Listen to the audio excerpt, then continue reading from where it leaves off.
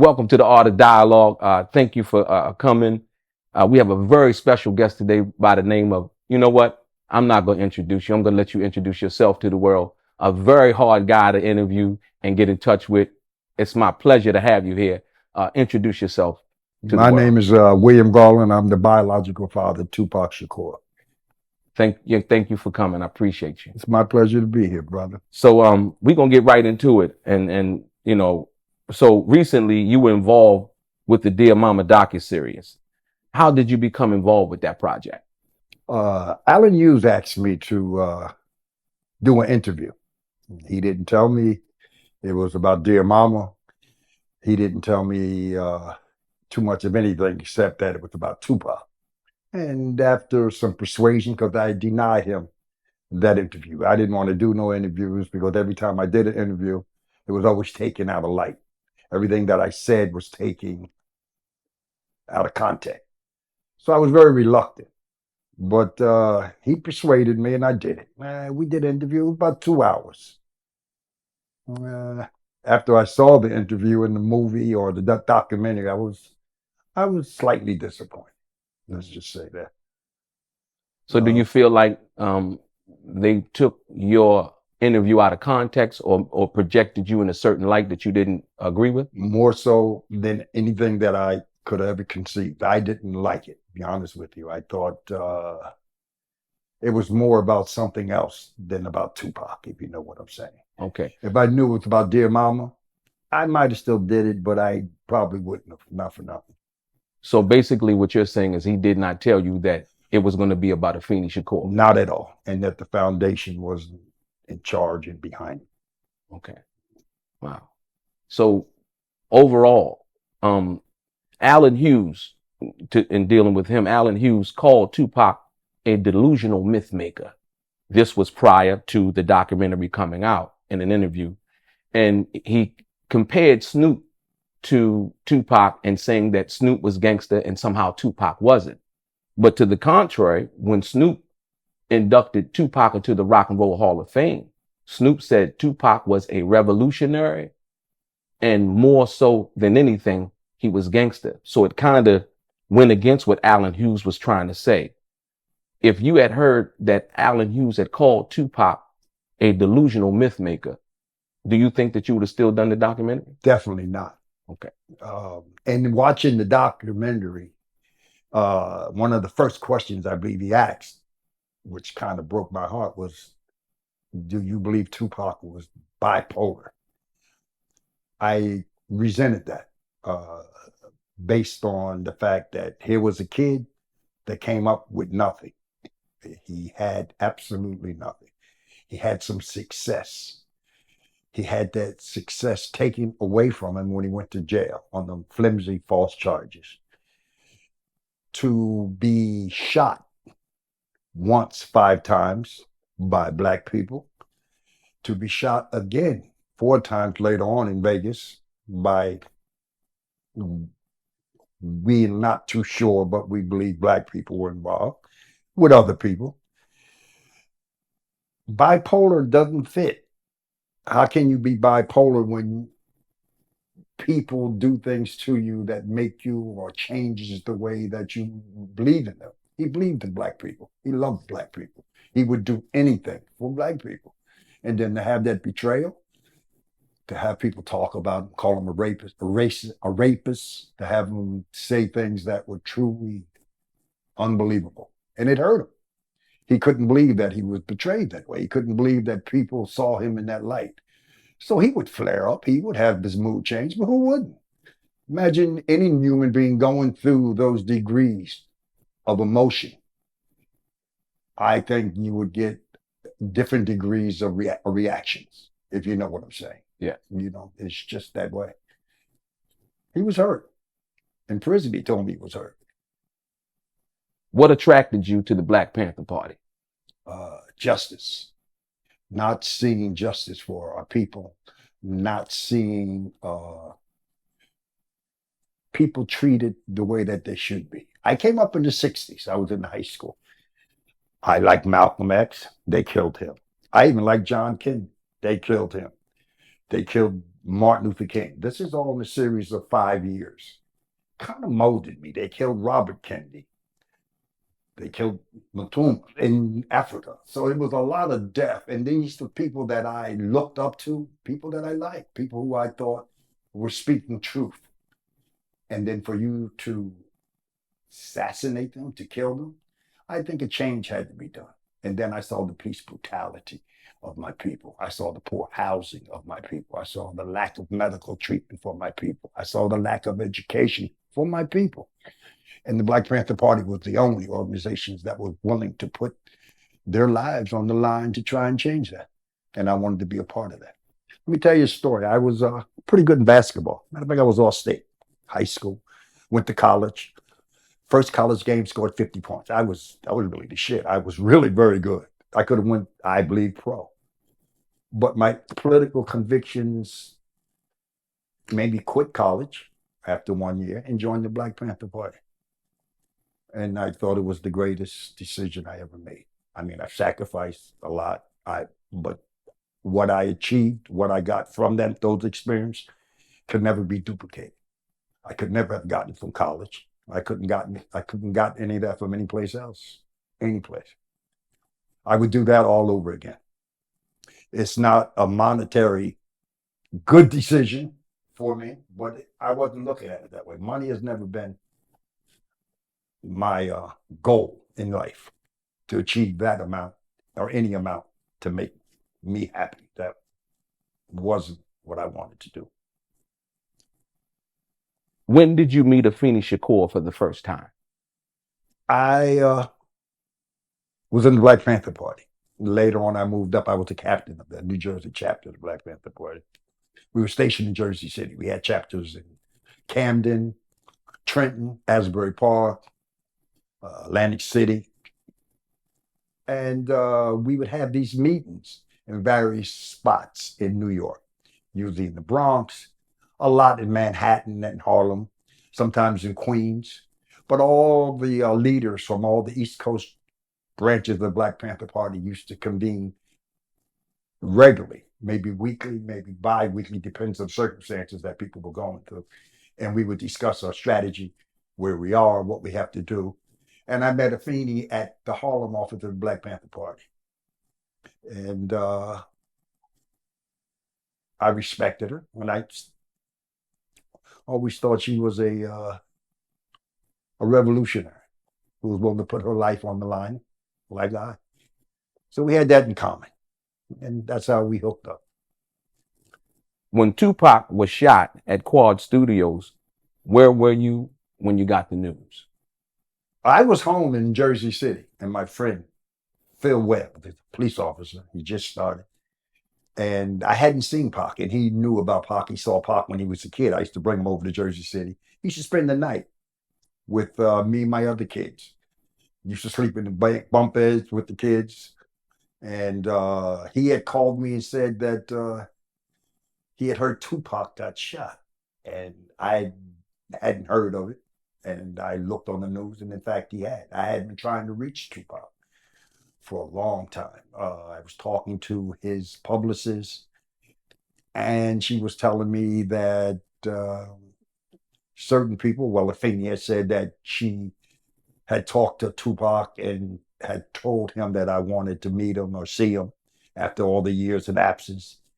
And she told me that Pac wasn't ready, that he needed more time. Well, unfortunately, later I found out that this wasn't true, that no one had told Pac that I was available, that I was around, that I was his outlet. So that kind of hurt, if you know what I'm saying. That hurt a lot. So at the age, you spoke about the age just a minute ago when Tupac would come over and sleep in the bunk beds. He was about 3. He was 3 years old. Yeah, maybe about 2 or 3. He was 2 and I took him to play basketball. And all my friends thought it was my other son, Malik, Carlos Malik. I had 6 beautiful kids: Landon, Carlos, and Nika, who just passed 2 months ago. Sorry to hear that. Yeah, heart attack. That's a hard one. Takira and my youngest son, Billy Jr. So I have 6. Now I have 4. No person should lose a child. definitely no person should lose 2 children. Absolutely. But he was 2, and no, he was 3 actually. So we would play ball. We played professional, semi-pro ball all over the East Coast. We were very good at it. Rucker tournaments, we were very good at it. But I took him to the gym, and all the guys said, "Is that Malik?" They were, because he looked so much like the rest of the kids. And I said, "No, that's Tupac." And they said, "Oh, okay." So I think that might have been one of the last few times he stayed with me, because he would come over and spend the night with the kids and spend some time with us, maybe a week or so. And one little incident too. They were all together. The boys had the bunk beds. The girl had her own room, Nika. But somebody peed the bed. Just give a humor. And we don't know who peed the bed. And we always said it was Pop, but it doesn't really matter. I just thought it was cute. That the fact that, in fact, he did maybe piss the bed, just like his dad used to do when he was a kid. So there you go. What age was Tupac when you lost contact with him? He had to be.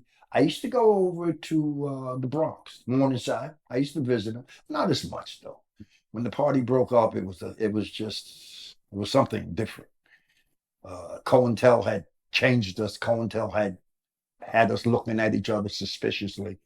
There had been a couple murders, Panther on Panther murder. That's when everybody went to the 4 winds. They just scattered. Everybody went their different ways.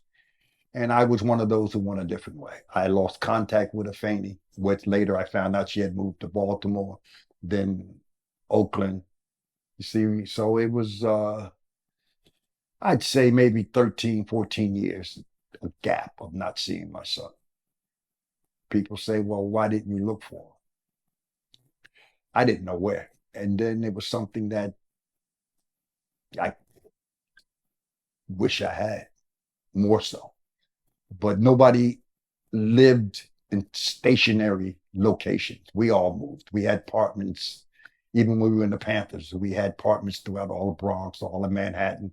We were like, gypsies, not so much in that sense, but in the way we lived. We moved around a lot. So I went to a couple places, but nobody had seen her. They told me someone had moved to Baltimore, so I accepted that. And there was nothing I could do about it at that time. I wasn't as stable as I had wanted to be. So what are you going to do?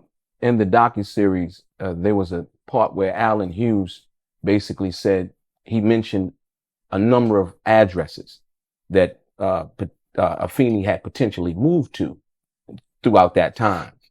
Do you think that was one of the things that probably prevented you also from finding out where Tupac was at? Yeah, no doubt. Right. Yeah, it was just that way. I haven't seen members of the Black Panther Party to this day. Men I had slept, and women I had slept in the same cadre with. Wherever you went, you sat, you slept. You went to the Bronx, you went down to DC, you went to Philly, you went to Manhattan. Wherever you went, you stayed at the Panther cadre house. They gave you a gun, and you slept. And when you got up, you went to do your business. So it was a situation where I don't think I could have, located them, even if I wanted to be honest with you. But the addresses, I knew a couple of them, but when I got there, they were all dissolved. Nobody was there. Like I said, the party dissolved. The party ended the way we knew it. COINTEL had us looking at each other really strange. COINTEL had us looking at each other as enemies. They were stealing our correspondence to one another, copying them, forging different messages, different meanings to the message that make East Coast didn't like West Coast. You understand what I'm saying? And it was all the government's way of fighting us. And they did a hell of a job. They would do a lot of crazy stuff. We had a breakfast program. We would feed thousands of kids. Jersey City, we feed maybe 100 to 200 a day. And it's nothing like anything in the world, feeding little children, not just black, but white. So I'm talking from 5 to 15 free breakfast, good food. And we had a way of getting it. We would just go around to the merchants who capitalized on black people and say, kick back. They said, what do you mean? Well, give us 5 packs of bacon. Give us 12 dozens of eggs. And when you do that to all that, they would trip in. We had to get up 6 o'clock in the morning, but it was a beautiful thing. I still see people today in Jersey City come up to me and said, I used to eat in the breakfast program. And thank you. Amazing. Yeah. Yeah. I enjoyed that. You know. When did you first recognize Tupac again after losing contact with him? I believe it was a Juice poster or something like that. Yeah, no, yeah. My boy, same guy, called me up and said, I just saw a movie. And the guy's name was Tupac Shakur. And I'm looking at this poster. And if you look at the poster, kind of looked like me in the poster because he's in the front. But he really didn't look like me until you went to the movies. And then when I went to the movies, I saw him. And I was sitting in the theater and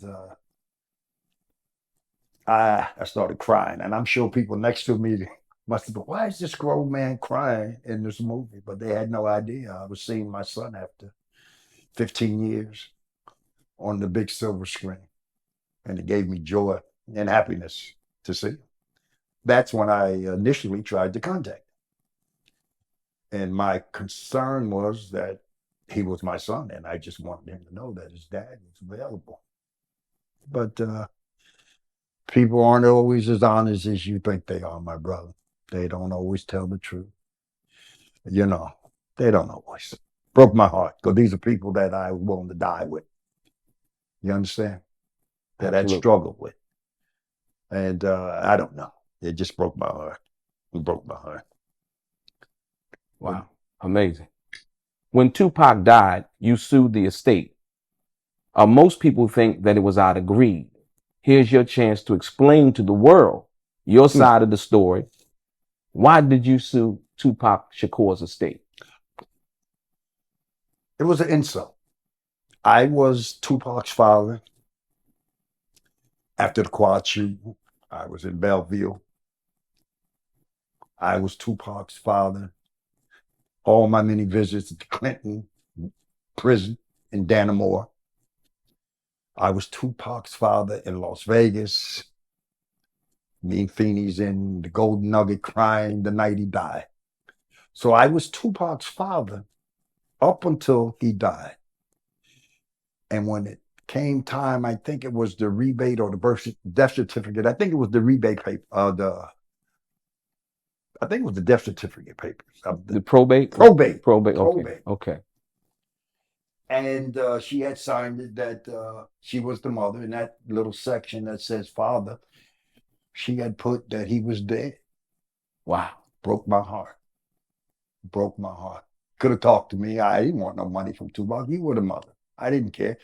But for you to disrespect me and treat me like that, what else? I don't want this state. I just wanted to be noted that his father is alive. I'm not dead. And I resented the fact that you had said that. And you knew I wasn't. I wasn't dead all those other times that we were together with our son. So how did I die all of a sudden? And I can only deduce that it was over money. I hate to say that. I mean, come on, don't get me wrong. We're here talking about it, but I don't want to talk about her fame. She was a beautiful woman. She meant well. She was a revolutionary. But then something happened. I don't know. Later on, it was just that lie that made me see her in a different light. So I didn't see my son until he got shot in Belleville. Whereas I don't need you or anybody else to tell me how I can hook up with myself. I'll go to Bellevue and see my son. And that's when the first time he saw me. He said he looked up and saw me, thought it was him as an older person. I laughed. I told him, he was just me and him in the room. I said, I'm with you now. Remind me of some scene of the fucking Godfather movie, but it was a true thing.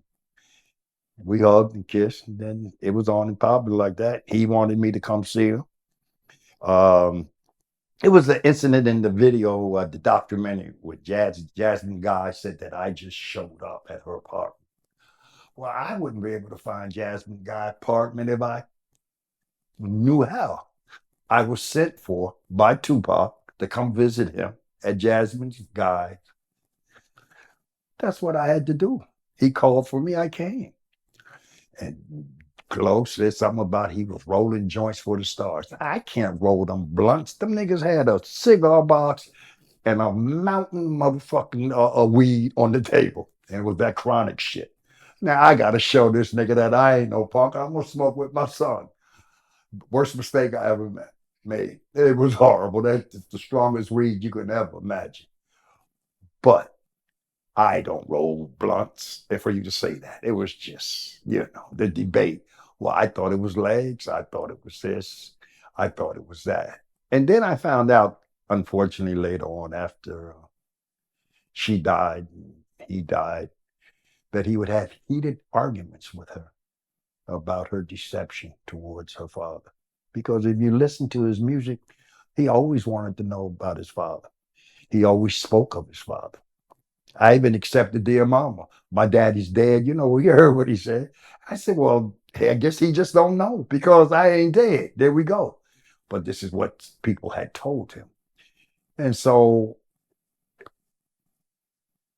it was difficult. It was a difficult situation. The legal battle between you and Afeni Shakur became pretty ugly at times over Tupac's estate. At one time, she called you a sperm donor. How did that make you feel? It kind of hurt. It kind of hurt. And then, why would you say that the greatest rapper of all times, father, you got from the sperm bank? It's like insulting. Why would you say that? And that hurt me. This was along the lines when I also said that I'm legally here and I'm challenging for the state. That's why I did it. All these accusations, all these things you're saying. No, let's have our day in court. Let's just work it out. I got some money from it. I got about $1 million, but it wasn't nothing that I could have gotten. I was never after the money. I just didn't want to be dead. I didn't want Tupac's dad to be dead. And I wasn't dead. And I resented the fact that you said I was dead to him. I used to go to the prisons. I had Tupac like nobody else had him. He would not be able to come out of the 9x6 cell unless he had a visitor. He had plenty of visitors. I got a list. I have the visitors list from Clinton. And you can see everybody who visited Pac. On that list, it says William Garland, parent. Not only that, I had Pac for 6 hours.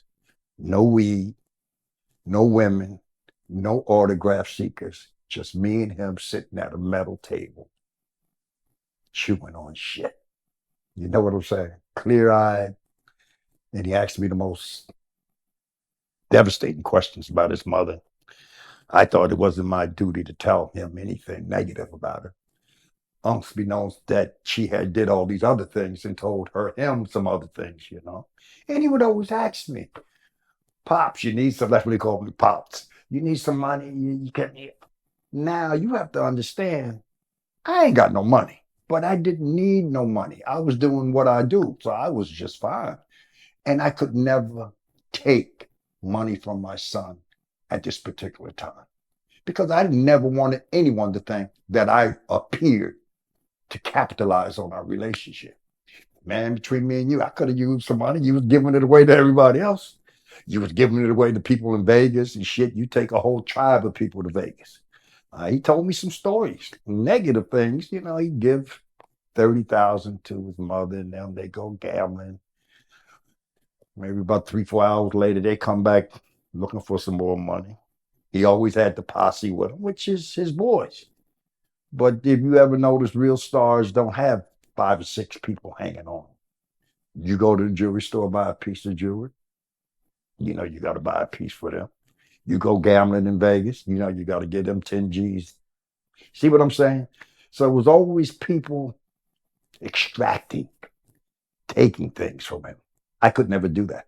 I might have been the only one who never did. And he'd ask me, but I couldn't. Much as I probably could have used. You know what I'm saying? But yeah. I couldn't. I just couldn't. The second time that Tupac was shot in Las Vegas, where were you when you got the news? I was home in Jersey City. Somebody told me Pac had got shot again. Unbeknownst to me, I knew that I'd have to go out there. I got on the next flight the next morning. I got out there. We sit in the parking lot with Quincy Jones' ex-wife. What's that? The Mod Squad girl. I forget her name. You know what I'm talking about. Yeah, I can't. And his girl. Right. We sitting on the curb. And I remember she said to him, "Mommy, who's he look like?" Joking. Of course, I look like him a great deal younger. I'm older now, maybe not so much. And I don't know. I always thought he would come through. Pac had been shot before, and I just thought he would come through. But when I walked into that room, and he had a zipper here, the ventilator, bandage here. The face looked swollen from the induced coma.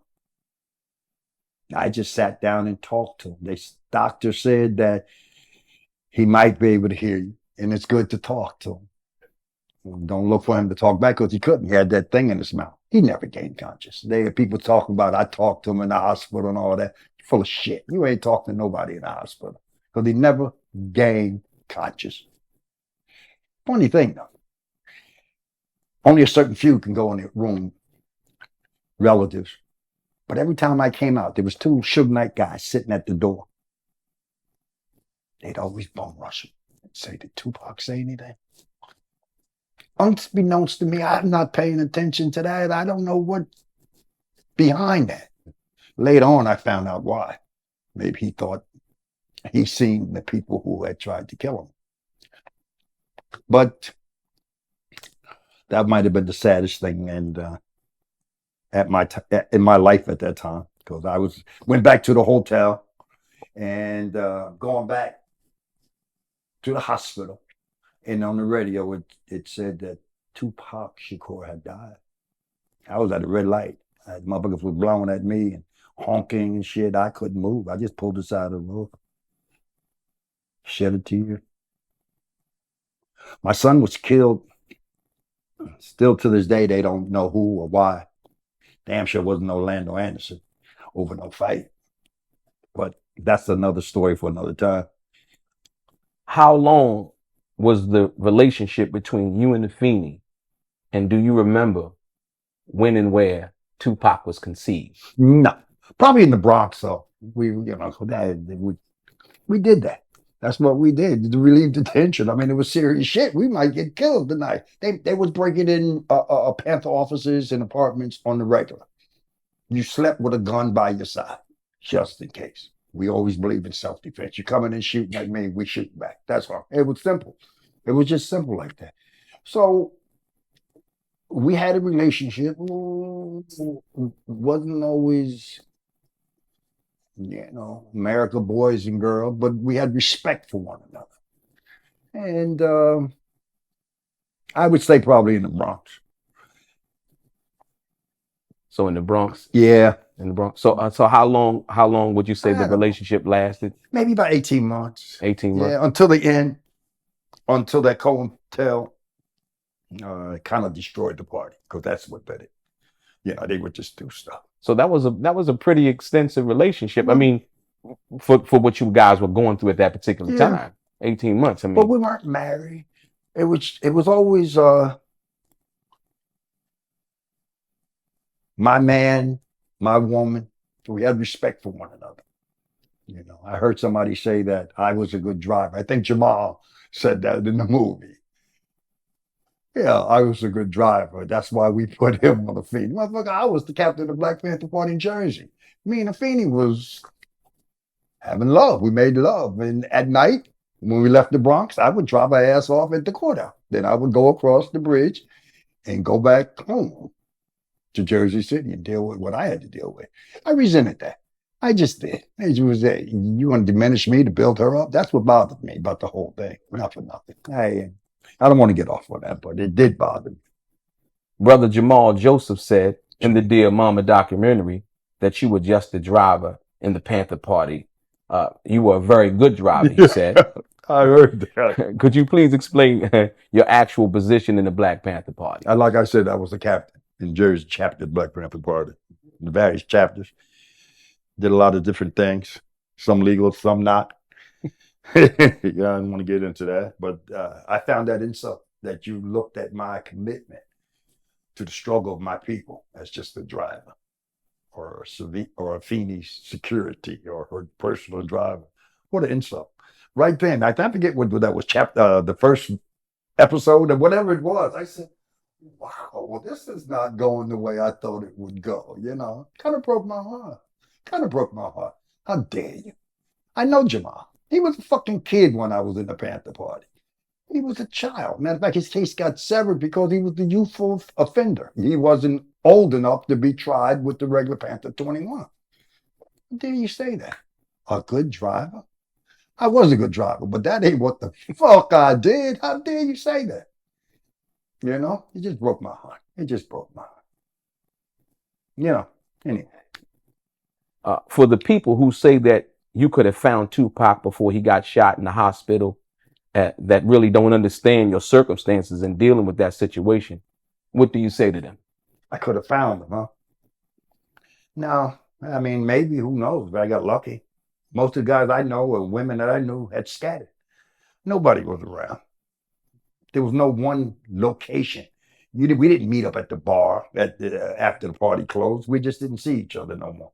All the Panther party offices were closed.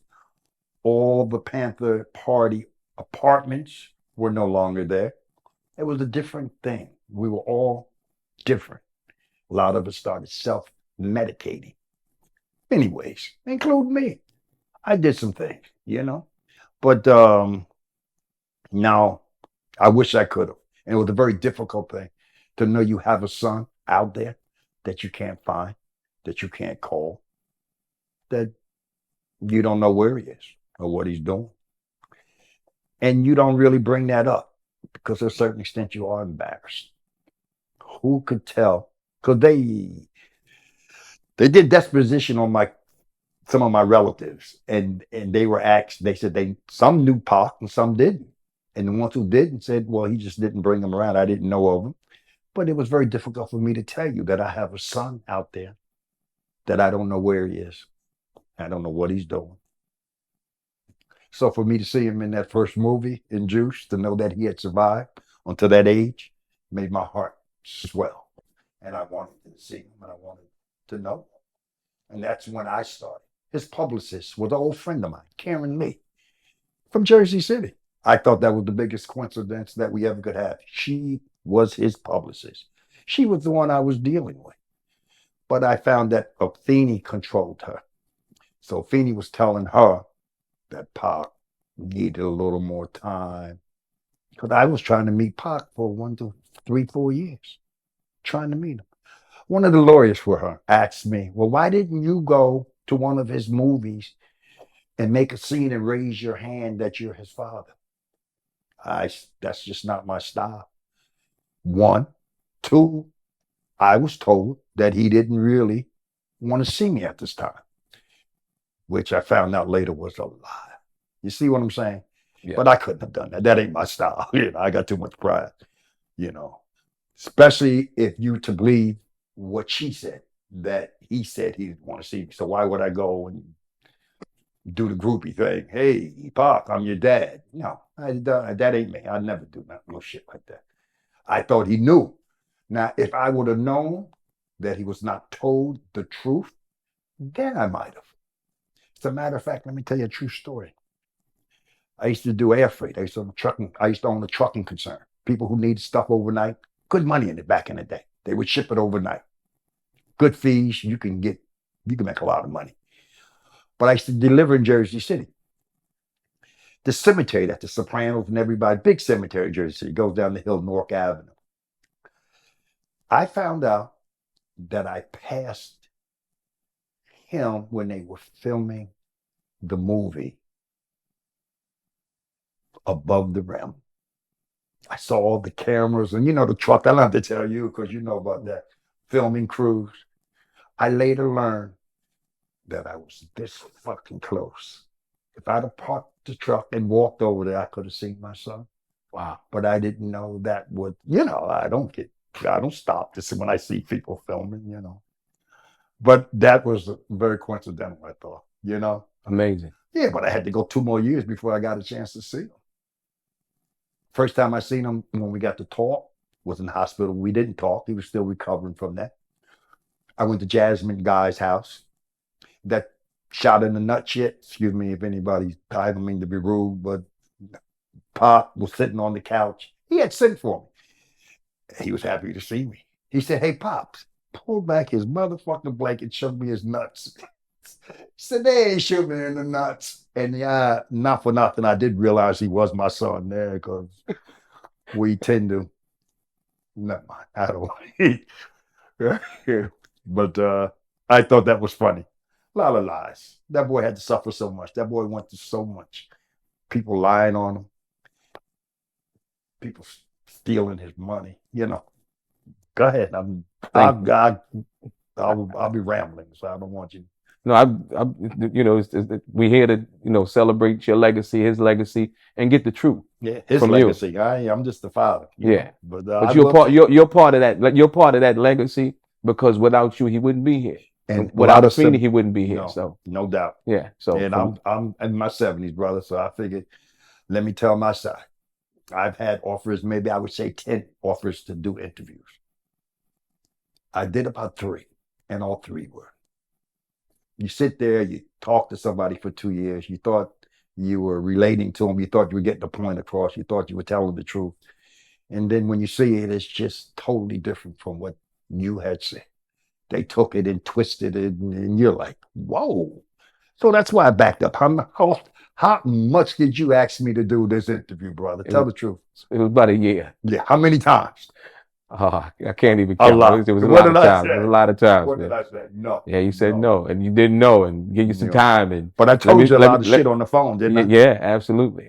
We talked very extensively, and I think, I thank you for that. Thank you for that information and that knowledge. Well, I saw you were real when you did an interview about, when you did a segment on about how she lied to him. Yeah. And I said, well, finally somebody fucking sees it. Well, actually, I had that experience in my life. You told me. So yeah. It kind of hit home for me, and I just felt that was important, for all of the young men, black young men, white young men, but mainly us that go through that. I thought that was important that we do you understand my dilemma? Absolutely. The greatest rapper of all fucking time. Come on. You could pretend Jay-Z, he got the most fucking money. You present Snoop Dogg, he's the most commercialized now. Greatest. They singing my son's shit 27 years after his death. I listened to his shit. If he wasn't my son, I'd listen to his shit.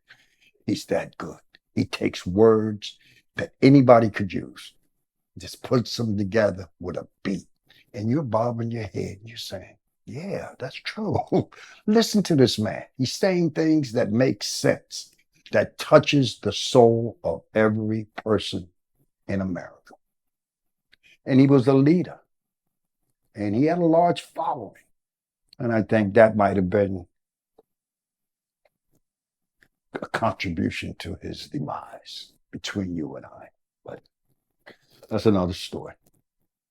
During the time that Tupac was on death row, did you have any communication with him? And if not, did you try to reach out to him? Yeah, I would call death row a few times. And then I found out that they may not have been giving him the message. Then finally they did. And it breaks my heart to this day that the last time I talked to Tupac, he called me from Cali. He said, hey, Pops, I don't know what he was doing or what time it was, but it was early in the morning. And I had been on one of them fucked up benches. I'm going to just say, okay, we used to do things and we stay up all night and yeah, we had fun. Didn't have the stigma behind it that it has now, but we had fun. And I was tired. And he had called me and I didn't give him no rap, no conversation. He just said, hi, Pop, how you doing? I want to see you. I want you to come out. And I was like, yeah, but I was short, if you know what I mean. You know what short is. Yeah. No insight. It was the last conversation I had with my son. And to this day, I wish I had said more. Then I found out after he died, Afeni was staying at the Golden Nugget. We all went there. I was staying at the Luxor.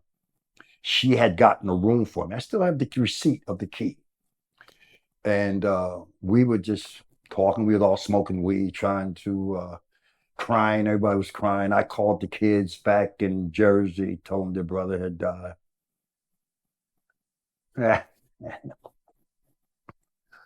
It was just a little overwhelming. I'm sorry. During the MTV interview with Tabitha Soren on Venice Beach, Tupac said you and him spoke about things in regards to him finding out that you were his real father that he didn't want to talk about. Would you care to talk about some of those things that you and him talked about in the hospital, as you were saying, as well as the other times that you guys talked? But I think he was mainly talking about in the hospital. Well, we didn't talk that much in the hospital Okay. because he had been moving away. He was suspicious, and I didn't like it because he was in the room on a different floor by his motherfucking self with no guards, and he had asked to see me. But when I look back at it, I didn't think it was legit. Somebody could have easily went in and did something to him. That's why he left the hospital. He was still suspicious. First time I met Biggie, which made me know it wasn't no East Coast, West Coast bullshit. I'm in a waiting room. I get to the hospital. I get there. They got the guards, the robe. I'm trying to get in. I said, I'm Tupac Shakur's father. He looked me dead in the motherfucking eye and told me, Tupac Shakur, daddy dead. I'm like, oh. Just so happened Afeni happened to walk by. Afeni or Glow, I'm not sure. I think it was Afeni. And she said, yes, that is his father. Let him in. Wait in the waiting room. Biggie came in by himself. By himself. Nobody shoots somebody, then comes to the waiting room of the person that you supposedly had shot by themselves. And he approached me. He said, Mr. Garland, I understand you're his father. If there's anything I could do, feel free to call him. He was a very pleasant young man. People were coming up to me, befriending me. It was, in a way, I knew he would survive. I just knew he would, from what I had seen. And then messages were coming down that he's conscious, he's the wolf. They took the bullets out, most of them. So I said, he's all right. I'm sad that he got shot, but I'm happy that I'm here. And if it took this for me to get here, so be it. Same thing I thought in Vegas. There's no way I thought Pac would have died. No fucking way. I just knew he would make it. I just knew he would make it. And he might have. There's been a lot of speculation and innuendo over the years about what happened that night in Las Vegas when Tupac was shot. What do you think ultimately happened? I don't know. That's something that's got to be discussed at a different time, I would think. I will say I don't think Orlando Anderson, unfortunately, was the person responsible for that death. I will say also that I think the same people who killed my son killed Biggie. Done in the same way, same style. I think that when someone says that they're taking their business, their potential millions and millions of dollars of profit away from a certain group of individuals, I think that those individuals might tend to think, well, if we do this, we'll still have all the masters and we'll still have 165, I think, unreleased at that time.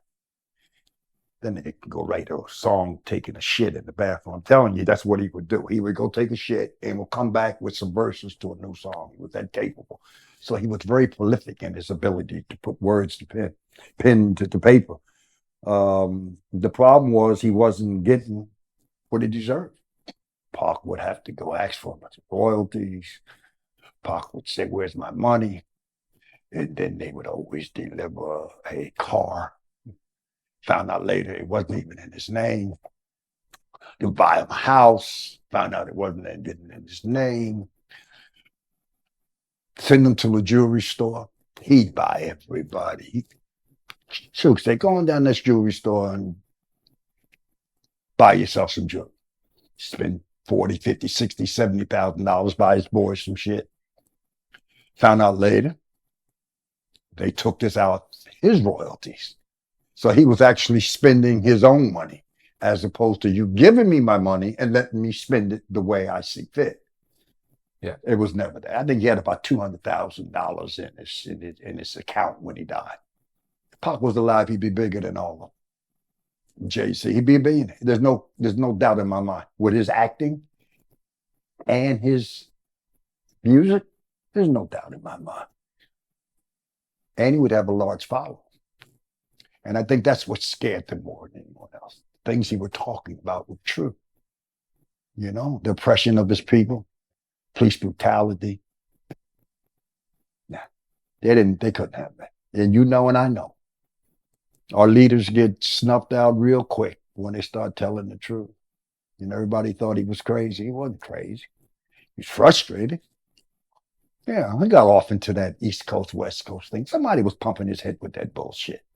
I'm talking about the early stage. And when I talked to him in prison, what he had planned on doing in his latter stage, what he wanted to do. But he got caught up in some people and they were pumping his head with shit. And, you know, he's smoking a lot of weed. You know, tell you a story. Pac smoked so much weed when they got out. They got him out, signed the thing. They released him, getting the limo. Oh, they feeding him blunts and champagne. Gets on the plane, blunts and champagne. When Pac got off the plane, I think he fell dead on his face.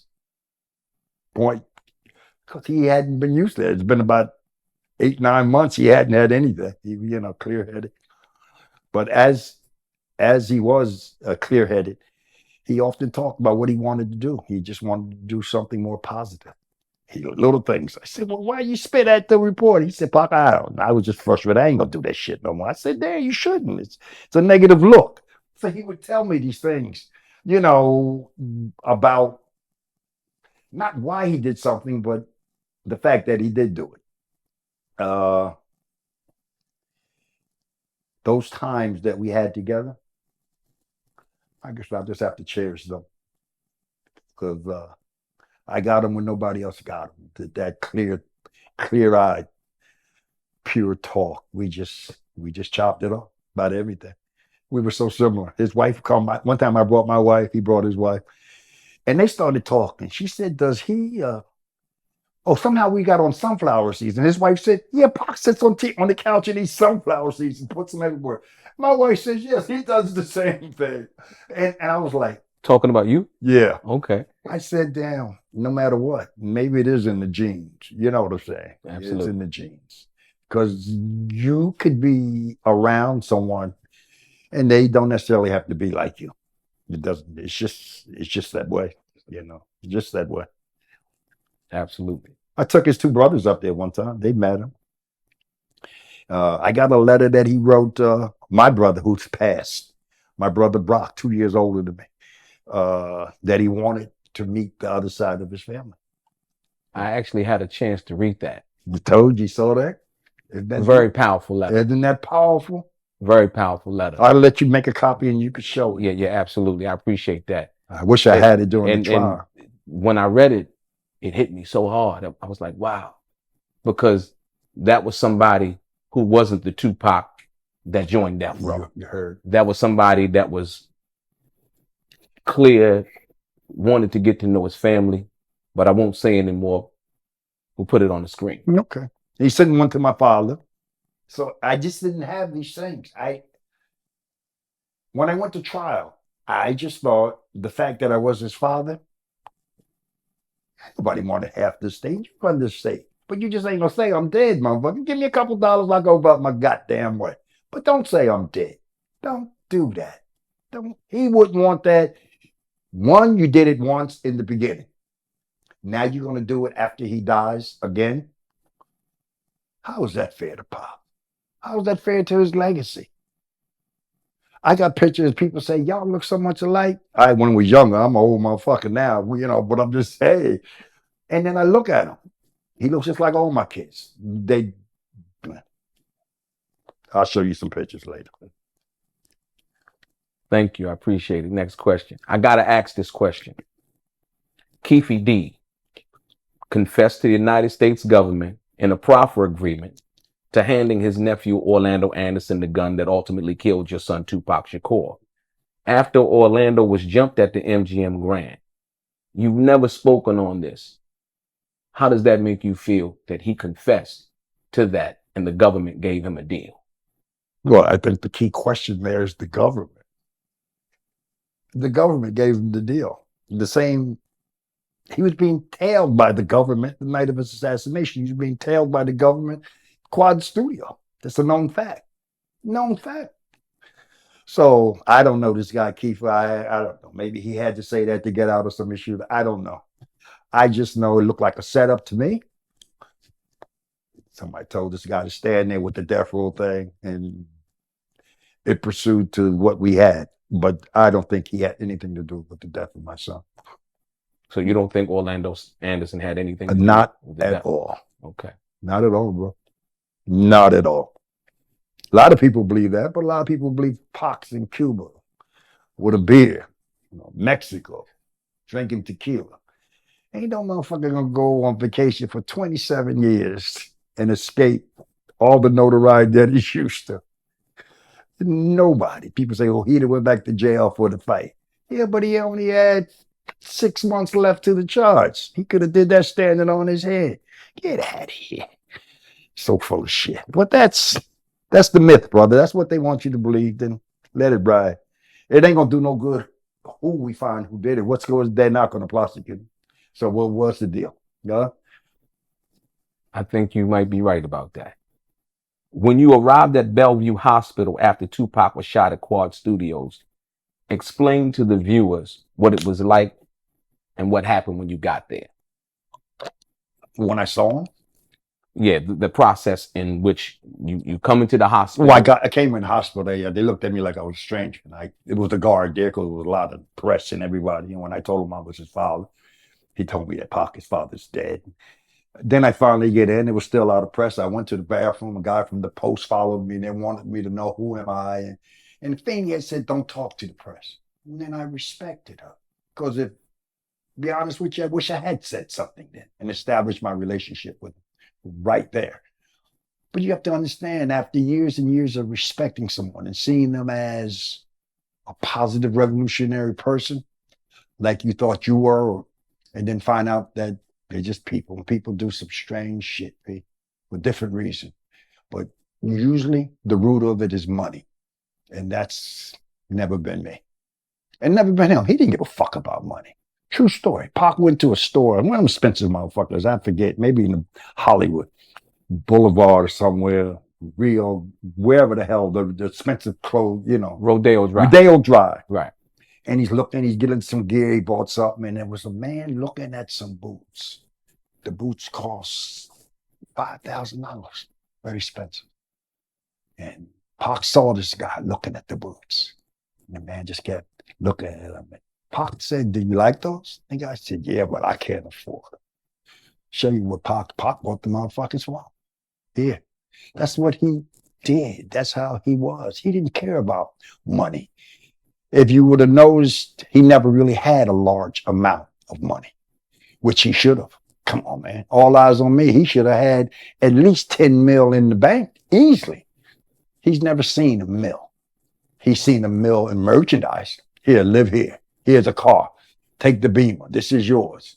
Find out it wasn't. So in his mind, then he's smoking that chronic shit, and he's not thinking straight. The bitches is throwing puss panties at him. He's just enjoying the moment. See how fast that was, P? That was the fastest 6 years you ever want to imagine. Yeah. To go from down here to go here, but then to be taken back down and placed in a cell for a crime that you didn't do. That you love black women, and for a black woman to put you there because she said that you groped her. People said he raped her. It wasn't rape, he groped her. Who goes to jail for groping? And then groping someone who gave you fellatio on the dance floor the night before. How's that work? How can you be punished for that? And he didn't grope her. He was in the bed getting a massage and fell asleep in the other room. That was that other dude, but I don't even want to get in that shit. Haitian Jack, dude, you know what I'm talking about. Drop a name here and there, what's the difference? Everybody knows, so. Yeah, so he felt betrayed. That was that anger that he would portray. The spit and the cursing, fuck you, bitch, and this and that. because he felt betrayed. Here he's willing to die, to give up his life for black people. And he definitely would, because I would have. That's the way I felt when I was out there. And then to have them twice betray you, shooting you, put you in jail. Come on, that shit hurts, man. Hurts your soul. Absolutely. Hurts your soul. Absolutely. Absolutely. In the Dear Mama documentary, it was mentioned that you were with Tupac at Jasmine Guy's house after he checked himself out of the hospital. What was that experience like? It was cool. I was quiet though, because he had all the outlaws around. Afeni was in the next room. I wanted to talk to him, and she sat between me and him. To the life of me, I didn't understand what was going on. But hey, she's been on the scene. She got a right to sit next to her son. But when I look back on it, and I guess she just maybe wanted to know what I was going to say to him or what he was going to say to you, and found out later in life that, like I said, they had heated arguments to the day he died, that she did not tell him the truth about his father. And so we would sit up there. I tell you, we smoked that chronic. I can't smoke. That shit almost knocked me out, brother. I can't smoke that. I smoke weed, but I want to be with my son. All the outlaws. I'm about 40 something then, right? Yeah, I can hang with you niggas. I ain't scared. I'm gonna smoke with y'all.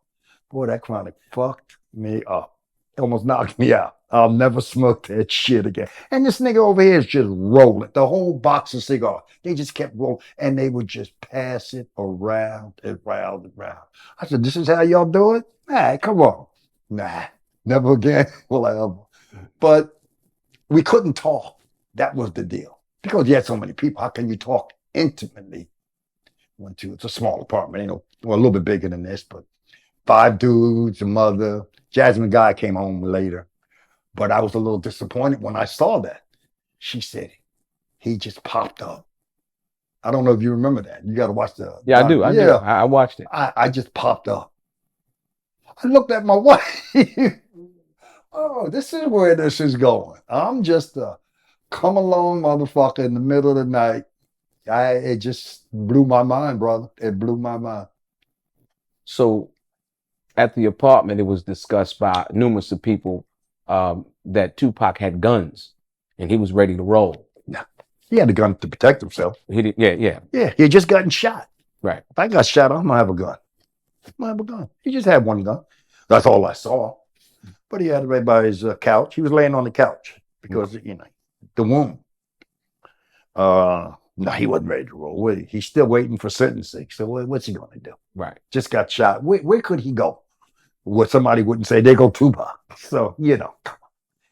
There's always hearsay, bro. Always, people are going to say something, which bothers me because to this day, I've never seen so many people bite off an artist like they bite. Everybody's got experience with Tupac.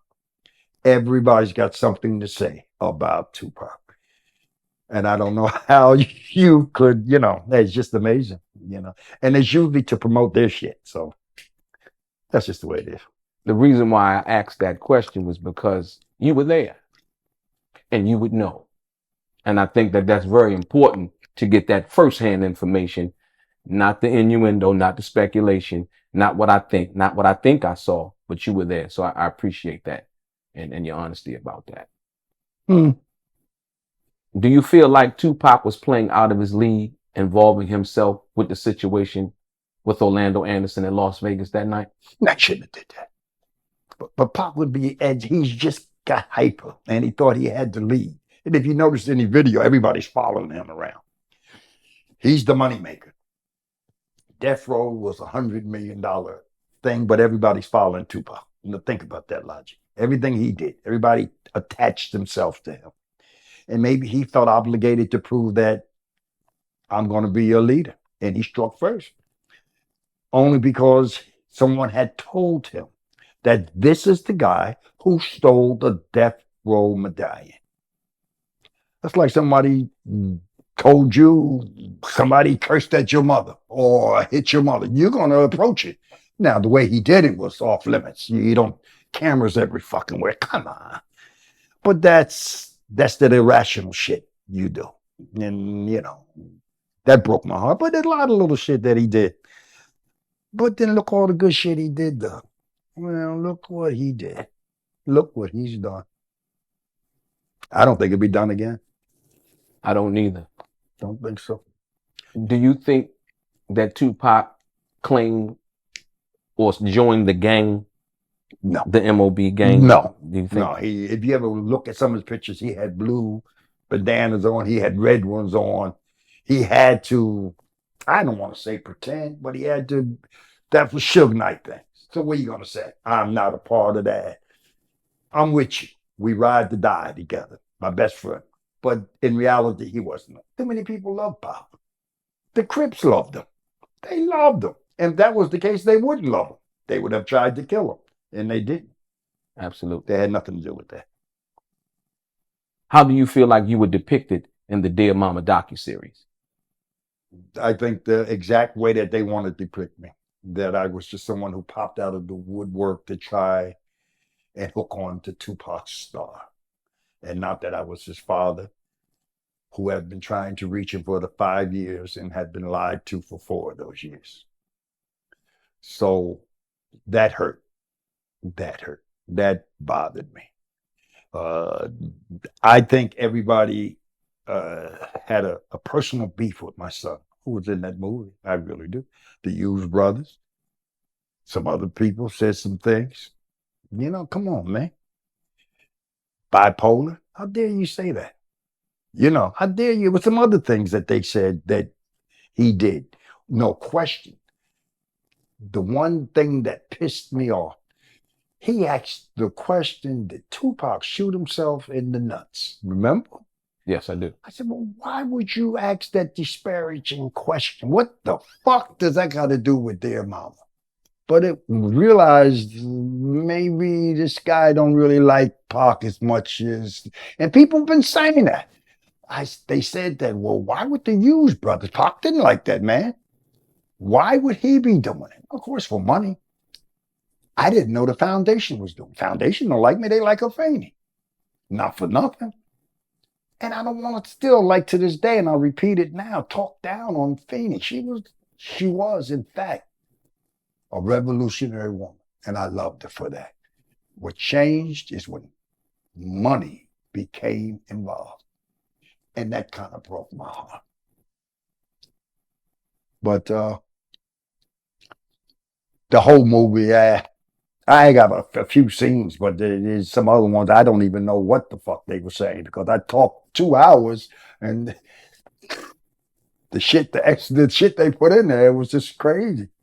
It was just crazy. People said, you did well. You didn't get nothing from me. You had long 5-minute conversations with everybody else. You had little tidbits with me. That's what it seemed like to me. Yeah, nothing, bro.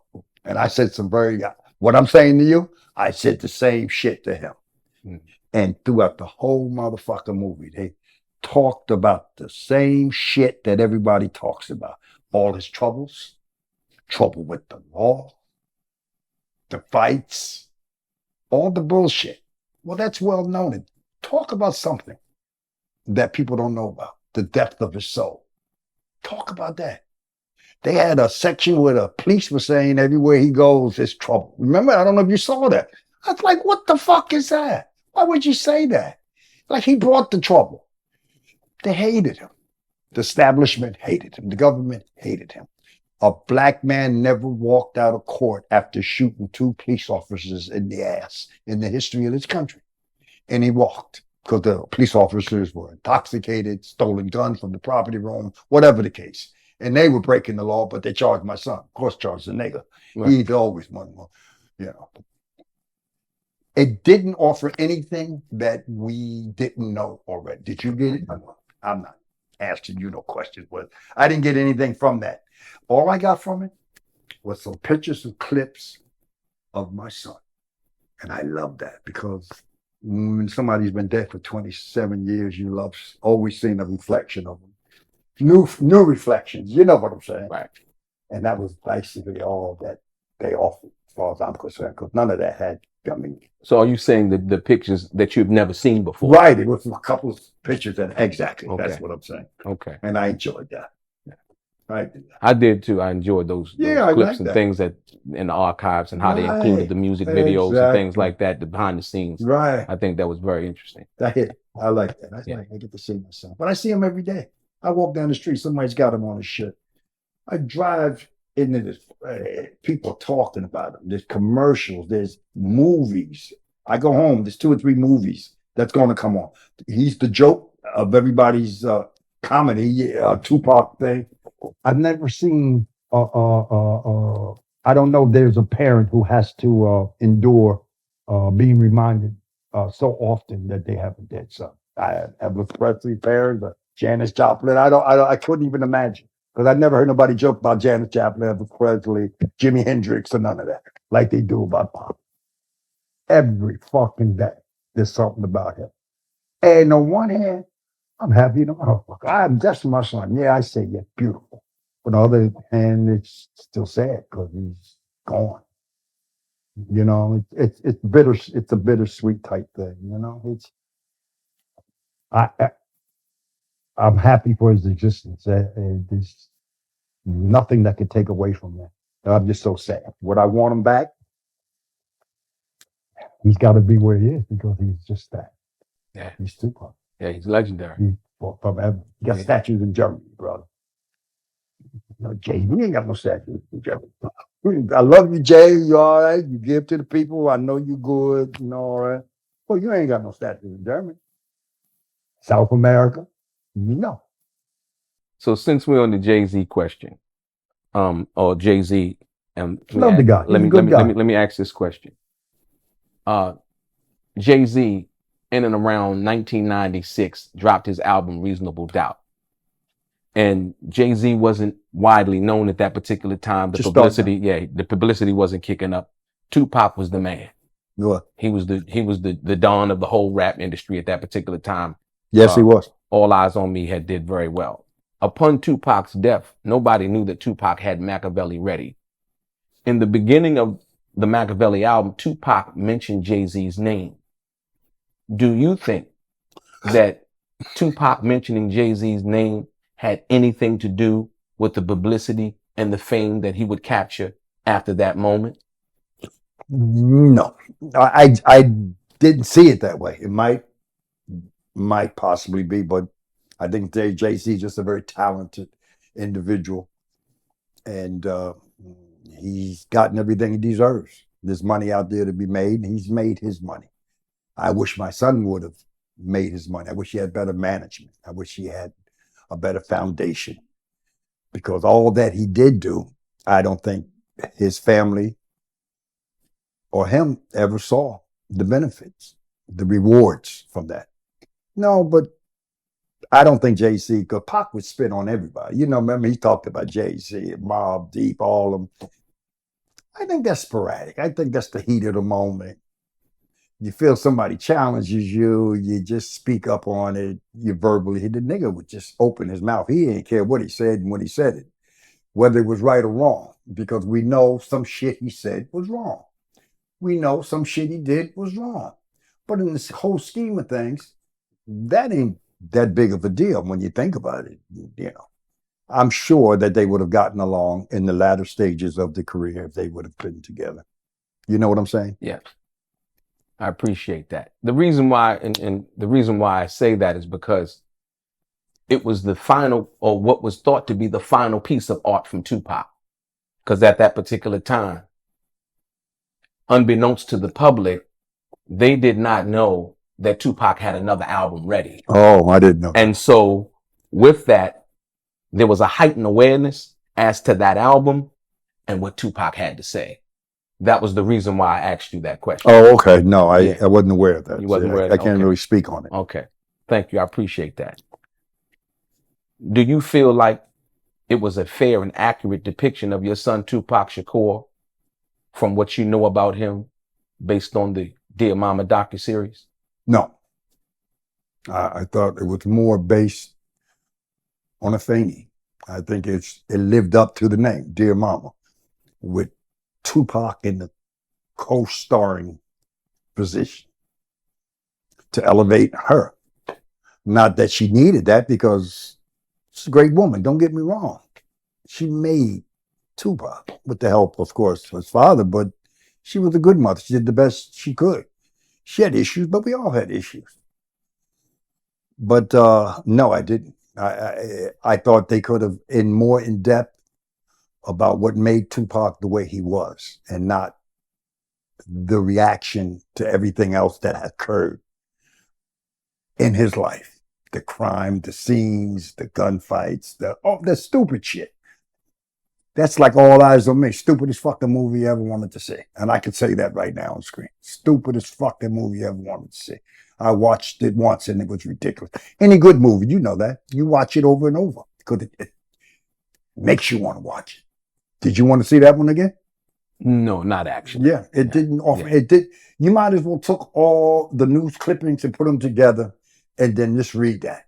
You know, the screaming, the negative, loud outbursts, the impatience of behavior. Nothing about how he cared for his people. People forget that. That's how he came. Check out how Tupac started out. It was the most deepest revolutionary music you had ever heard. It was before its time.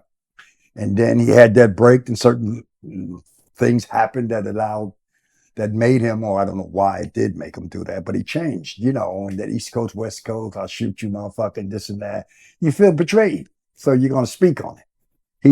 When he spoke on it, maybe 20 million people hear it, you know, where we say stupid shit, but nobody hears it.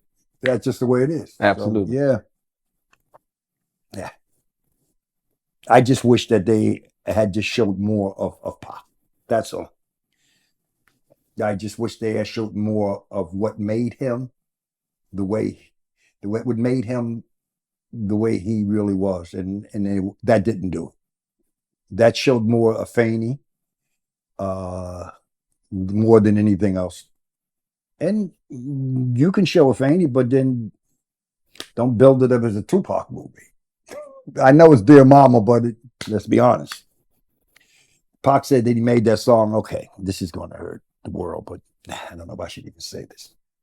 When I was talking to Pac in prison, he said, Pops, when I made that song, I made it for all moms who were struggling.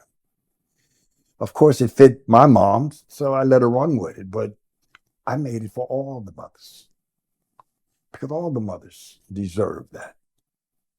Afeni didn't go through no more than any other single parent mother raising a child. I mean, it's a thin line, bro. I don't want to disparage Afeni Shakur. I totally understand. Yeah, but I'm going to tell you what I believe and what he told me. Yeah. You know, he told me some things that I'm not going to say now, but weren't very pleasant, things that he did for her. I don't know if they were appreciated. Buying her house and wasn't big enough. Buying her car wasn't new enough. Little stupid shit. But he would tell me this. How would I know this if he didn't tell me? So you said that Tupac told you that he would buy Afeni Shakur when he bought her a house and he bought her a car. She gave it to her daughter. She gave it to her daughter. And she would say that the house wasn't big enough. Yeah. Oh, wow. I don't know if I should say that. Yeah. No, I mean, it's the truth. Yeah, it's the fucking truth. Bought a car, wasn't good enough. Yeah, he was blind to me. He didn't know. We had some serious conversations. He asked me to talk to him about his mother. He said, Daddy, Pops, tell me about my mom. I think it was my first visit, and I had no idea. How could I tell you? I think, and I want you to continue, but I think this is what he was talking about in walking down Venice Beach. Oh, yeah. Some of the things that you guys talked about, you know, from that perspective. So could you elaborate? Well, he would just wanted to know, in fact, anything I could enlighten him about her, but I was just getting to know him. It wasn't my nature. And what I'm telling you now, it really ain't my nature to be saying, but I'm saying it. They talk, I'm talking. It's my shot. I'm going to say it like it is. It's what he told me, so I'm telling the world. You believe it if you want. If you don't, that's up to you. You really don't matter. You really don't. When you put it all together, what's it matter? People are going to have opinions of Pac. People are going to have opinions of me and opinions of Afeni. But you don't have to knock down one to build up another. That's all I'm saying. Stand on your own merit. Be your own person. And let that go for what it is. And that's what I found difficult with that documentary. Absolutely. And then the questions that were asked, the bipolar, did he shoot himself? Why would you even bring that up in his legacy? Why would you even have people question, in fact, oh, Tupac shot himself in the nuts? What the fuck? Who cares if he did? But he didn't, but who cares? And you had everybody agreeing, oh, the Glock doesn't have a safety. Well, how the fuck do you know? You weren't there. Did he show you his nuts? I'm getting a little excited. I do that at times, but when I was watching it, it just pissed me off. It just pissed me off. Because in fact, you did see what was there and what happened. He showed you when you came to the hospital. Nuts was intact, brother. Okay. Yeah. No, he did this when Jasmine's Guy apartment. Oh, he did it in Jasmine. Oh, yeah. I'm sorry. Okay. Yeah. When I went to see him. First, I walked in the room, pulled back the cover. Butt naked, say, Pop, they didn't shoot me in the nuts. Now, why he wanted to show me that, I don't know. But he did. So that's cool. I was happy to see it. It's funny how that made its rounds before it even. Think about that. Yeah. But did you spend? I got some clippings that I looked at before I came over. Remember, I said I was looking for papers. And the whole thing was he lived by the way he died. He was a gangster. He was a thug. These are the articles written in ink about my son's demise that I could show you, but you well know that happened. Pac wasn't no thug. Pac was just out there trying to do what he do. And, he wasn't no thug. He ain't never heard of Marty in his life. He would help people, matter of fact. And that's what I think might have hurt him, because he's helping these people fight this guy over a mythical bullshit. Right. Black people shouldn't be fighting one another anyway. So what the fuck are we fighting each other over? A medallion? A medallion got the greatest rapper of all time killed? Think about that. That logic, that mentality. Get the fuck out of here. I'm sorry, bro. Yeah, I don't even want to keep that in, but I just get frustrated when I hear that bullshit. After hearing Tupac was shot in Las Vegas, after you arrived in Las Vegas, what was the first thing you did? Go see him. Go see him. That was the first thing I did. And I cried to myself. I had a tear coming down. It didn't look good. I don't know what the fuck. It just didn't look good. And yet, I still thought he would survive. I just knew he would survive. Some say he still might have. But that's a very delicate question. I don't know if I should bring that up. Because I had lung cancer. I have 1.5 lungs. They took a bottom half of my lung. I can't run the marathon. I can't sing a cappella, but I'm alive. Pac had his lung taken from being shot. I don't think it's up to anybody to decide whether someone should live in an altered state. That for someone to say, he won't be himself, let him go. I wasn't at the hospital that time. Yeah, I don't think I would have said that. Okay, and I'm not trying to say, that that's what the case, that he might still have died. But I don't think I would ever have said, let him go. There's no fucking way I would have said that. No fucking way. I'd have taken that motherfucker with half an arm, half a lung. He still would have been Tupac. He still would have been Tupac. So basically, you had nothing to do with the decision to take Tupac off of life support. No, they were resuscitating him a couple times. It didn't look good. I'm not saying he would have survived. I'm just saying I wouldn't have muttered those words. There's no way. Her sister and Afeni was in the room at the time with the doctors. I was just coming back from the hotel, like I told you earlier. But I found this out later. Who's to say? I don't know if I should have brought that up, but it still pisses me off. Like I tried to tell you before, I don't want to disparage that lady. I swear to God, I don't. I think it's very important that you speak what is the truth. And because the world has been speculating for so many years about what they thought happened, what people told them, people that weren't there. Once again, the reason why I asked you this is because you were there and you can accurately speak on it based on fact, not based on hearsay. Yeah. Well, they said that. Glow had said that in the interview. That Okay. Afeni had said that. So that's where I got it from. Okay. How do you think I found out? I didn't. That's what she had said. Okay. And Afeni had said it also. Because you said that you were at the stoplight. Yes, I was coming back. Okay. I was coming back. Okay. To the hospital. So when I heard that, that kind of stuck in my craw. But I wasn't there. How were you notified that Tupac wanted you to come see him at Dannemora prison? I think it was Karen Lee, his publicist, because I still thought he didn't want to see me. I'm still under the assumption of lie, even though I went to Bellevue, and he said later that he looked up and saw his image and he knew that I was his father. We hadn't talked because he still suffered 5 gunshot wounds. So he was just kind of in and out of consciousness, but he was glad to see me.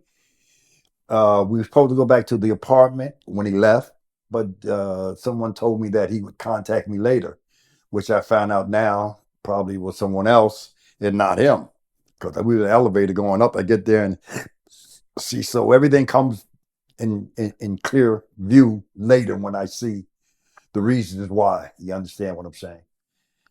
So Karen said, Pac wants to see you, because I wasn't, I figured I'm still on the illusion he didn't want to see me. You see what I'm saying? I'm still under that. That's what they told me. I had bum rushed myself over to the hospital to make sure I saw him. So I did what I had to do. And so when she said that, I was happy as a pig and shit. I'm going to see my son. He wants to see me. That's the first time we had a chance to talk. But then again, we can't talk. There's 5, 6, 7, 8 people in a small room. Our first talk was in the waiting room of Dannemora, Clinton Penitentiary. And we would just sit there and talk about a lot of shit, but we just talked. We had fun playing Monopoly. I took my wife, he brought his wife, we'd play Monopoly. And the nigga tried to cheat. He tried to go past goal. And I'll never forget that. And we all looked at him and said, Pa, you cheating. What the fuck? He said, hey, I'm in prison. I laughed. That's just a little how he is. That's all. He was he was a good guy. I was happy. And the happiest moments is when we would leave. I'd be the last one to leave the vision room because they're going to strip search him. 3:00, but they tell you to go. Everybody's leaving. I'm mingling. It took me 15 years to see this nigga. Now you're going to tell me I got to go at 3. And I would, last thing, I love you, boy. He said, I love you too, Pops. Shit. I was happy as a motherfucker. You couldn't tell me nothing, brother. You couldn't tell me nothing. Because for him to accept me after 15 years, what I need y'all for? What I need you to tell me about my relationship with my son? Yes. For him to tell me, I got letters where he says, well, I'll show you later. But I think that's very important, because when I read the letter that was addressed to your brother Brock, the things that he said in the bottom of the letter really told me about what he really wanted, what his desires were, despite what everybody else has been saying over the years. You just shared that with me. Right. And so I think it's very telling, the letter. You remember the part where he says, tell my brothers and sisters to write me? That part. That's the part right there. Tell my brothers and sisters to write me. He didn't know about them. And he waited long enough. Yes, and he wanted to be a family. Yeah, exactly. And now, so... I'm sorry not to cut you off. No. I want you to go ahead and go. The kicker was, after he died, I had, I think, the one album that came out after he died, we had it in a tape, in a boombox. We would leave the boombox. Was that the Machiavelli album? Yes. Okay. The tape was in it. We was at the airport. I'm getting ready to fly back to Newark. I get to the airport. When you lose a son, sometimes tears just come down your eyes. I'm talking to the clerk, the airline. She says, sir, what's the problem? I told her who I was, Father Tupac Shakur. She said, well, I'm going to upgrade you to first class. I was like, wow, okay, thank you. But that little consideration made me feel real good. Not that I was flying first class, that she thought so much of my son and my sorrow to do that. But the point being, as we're waiting in the airport to board the plane, somehow Afeni came off the escalator towards me, said I could keep the boombox, but give me the tape. I said, all right. Not like I was going to publish it, but I enjoyed listening to it. And she took it and smiled and walked away. And next thing I know, I get papers that I'm dead. Because someone contacted me, a lawyer contacted me. He said, you know you're dead. I'm like, excuse me? Because I had no intention of pursuing any type of legal thing. I'm mourning my son. I didn't see dollar signs. I didn't see the potential of his wealth. I saw that we lost a son. And that bothered me. So let me be clear. This spawns another question. So basically, you're saying that you were contacted by an attorney in regards to the probate situation that Afeni had filed with the court. Yes, and the attorney told you that on those probate papers that you were labeled as dead. Dead. You have a part that says mother, Afeni Shakur. You have a part that says father. Dead. Similar to his birth certificate. So how did the lawyer explain that to you? Well, they said, Bill, you know you have a right. And I had no idea that I had a right. Yeah, I don't think of shit like that. I don't know why. I just don't. Maybe I should have been, for my grandkids. Not for me, but for my grandkids. But I just didn't. And he said that you have a right to half the estate. I really want half the estate. I didn't know nothing about the estate. But I didn't want to be dead either. I didn't want to be listed as dead. I'm tired of being dead. You had me dead prior to us hooking up, and now I'm dead again. So it kind of pissed me off. You understand? Yes. And then I still didn't know that those lies were told to him about me. I found this out a little later. It hurt. It really hurt. The whole situation hurt. I think that's something that's never been revealed before, because I think most people thought that you were somehow trying to come after Tupac's money. For me, at least, this is new information that a lawyer had contacted you and told you. I'm sorry, I didn't mean to cut you off, but what did you tell me the first time you talked to me? You said, I thought you were dead. Yeah. You said that. Yeah. You said you thought I was dead. Because everybody had been saying it. And like I said, once again, and that was based on that. I know. From that perspective. But here today on the Art of Dialogue, Mr. Billy Garland is alive and well. Yeah, I'm here. Yes, indeed. Touching myself. Yes, indeed. Yes, indeed. There's an infamous picture on the internet that was taken while you were visiting Tupac in prison. And it's you, Tupac, Kesha Morris, and what I believe to be your wife or girlfriend. At the time, Paulette. At the time. Explain to me what that day was like, because everybody seemed happy in the photo. We was happy. We was just, that would have been like the day he cheated at the Monopoly, matter of fact. But I looked at the photo, and there was one thing that struck me because I didn't pay attention to it till years later. And if you notice, he has a hand around my shoulder. And I like that. It really made me feel good. Because you always wonder, was it true that he didn't want me in his life? Then when you find out that that shit's not true, that he did want a father in his life, and that he expressed that in a lot of his music. A lot. And then for you to carry that lie, for you to perpetuate that lie for all those years, for whatever reason, is inexcusable. To get up on the document, he said, well, we thought it was legs, then we thought it was this guy, and then one says, well, I always thought it was Billy Garland, then I pop up on the screen. Just like I popped up in his life. Like Jasmine Guy said, he just popped up at my apartment. Yeah, really? Get the fuck out of here. That dumb shit. Excuse me, I'm sorry. like when I said, saw it, it pissed me off. Yeah, it's your feelings. You have a right to feel the way you feel. Did you like Tupac's wife at the time, Kesha Morris, when you met her? And do you think that Tupac should have stayed married to her under the doctrine of he who findeth a good thing, findeth a wife, or vice versa? Well, I feel bad saying this. They got married in prison.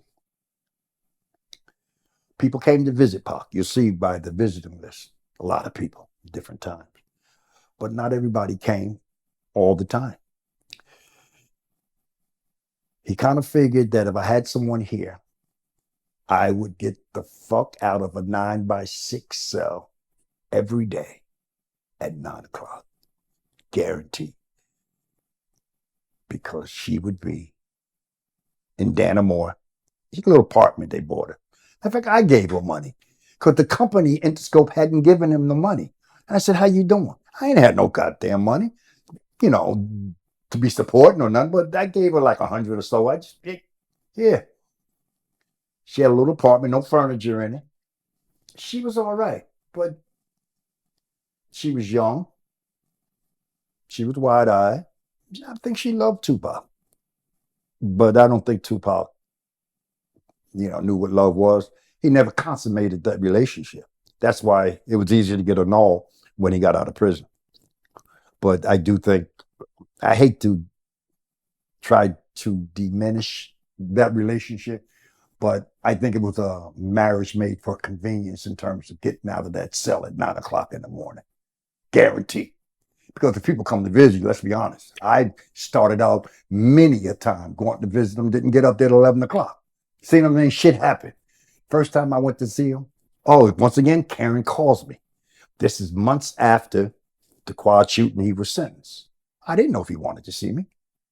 Karen called me and said, Pac, I want to see you. I was happy as a pig and shit. I rented a car. I must have been doing 100 on 87 going to Dannemora. I got a ticket. I got it there. $200-something for speed to see this guy because I wanted to see him so bad. You don't know if you're going to get out that cell at 9 o'clock unless you can guarantee someone's there. You understand what I'm saying? Absolutely. I'm not saying that's why he married her. I ain't saying that. I'm just saying it's tad convenient to have someone there to make sure this happens. You understand what I'm saying? And I'm sorry to this girl. I mean, I haven't seen her since. Matter of fact, I did see her. I saw her in Giant Stadium. And this was after the trial in Afeni. And she walked by me and cut her eyes at me. I was shocked. I guess she had bleeding out. So you're saying that you seen Kesha Morris at a giant, one of them black football teams, like Grambling, somebody. A college football. Yeah. Okay. Playing. And you said this. And the parking lot where they have the cook and the food and everybody's out there. Tailgating. Right. She was walking with her crew and I was walking. I said, hey, Kesha. Didn't turn to head, didn't speak. I was like, oh shit, another one. I couldn't believe it. Wow. Well, I guess people believe what they believe. Like you said, I came out of the woodwork, deadbeat dad. No doubt. Could very well have been deadbeat, but it was a reason. Get all your facts together before you judge. Absolutely. Please. Yeah. But when the narrative, as well as I know, when the narrative is pushed and that's by just powerful people, exactly, and they can, the judge believed her. If I'd had all those things that I showed you, the judge would have probably ruled 50-50. Their lawyer, big time New York lawyer. I had not too big of a time lawyer. Made it seem like I just popped up after Tupac died and wanted the money. And I was like, what about all the visits and all this and the lies? And that was my situation. But I never did an interview, so nobody believed me. Nobody understood that. This is really the first time. What's this, 27 years later? I'm saying some things that I never said. But I ain't taking this shit to the grave. I just ain't. People need to know, whether they believe it or not. Actually, I don't give a fuck. Excuse me, I'm sorry, kids might be watching this, but I really don't give a fuck, because you believe stupid shit anyway. You believe what you want to believe, but I'm going to say it, and I'm going to say it the way I see it. Absolutely. And this is the way I see it. And you're grown. Too grown. Too grown. I appreciate that. Hey, man, I'm just happy. I mean, come on. No matter what, all the negative, all the bullshit, and all the other things that went along with this, all the lies, I'm still the father of Tupac Shakur. Nobody can ever take that shit away. There's only one of me. And whatever you want to believe, you believe. As long as he knew, that's what makes me keep ticking, keep going. You understand? Absolutely. As long as he knew. Absolutely. And he knew. So. Yeah. After Tupac was shot at Quad Studios and you went to Bellevue Hospital, there's a rumor that Biggie came into the hospital and you talked to him.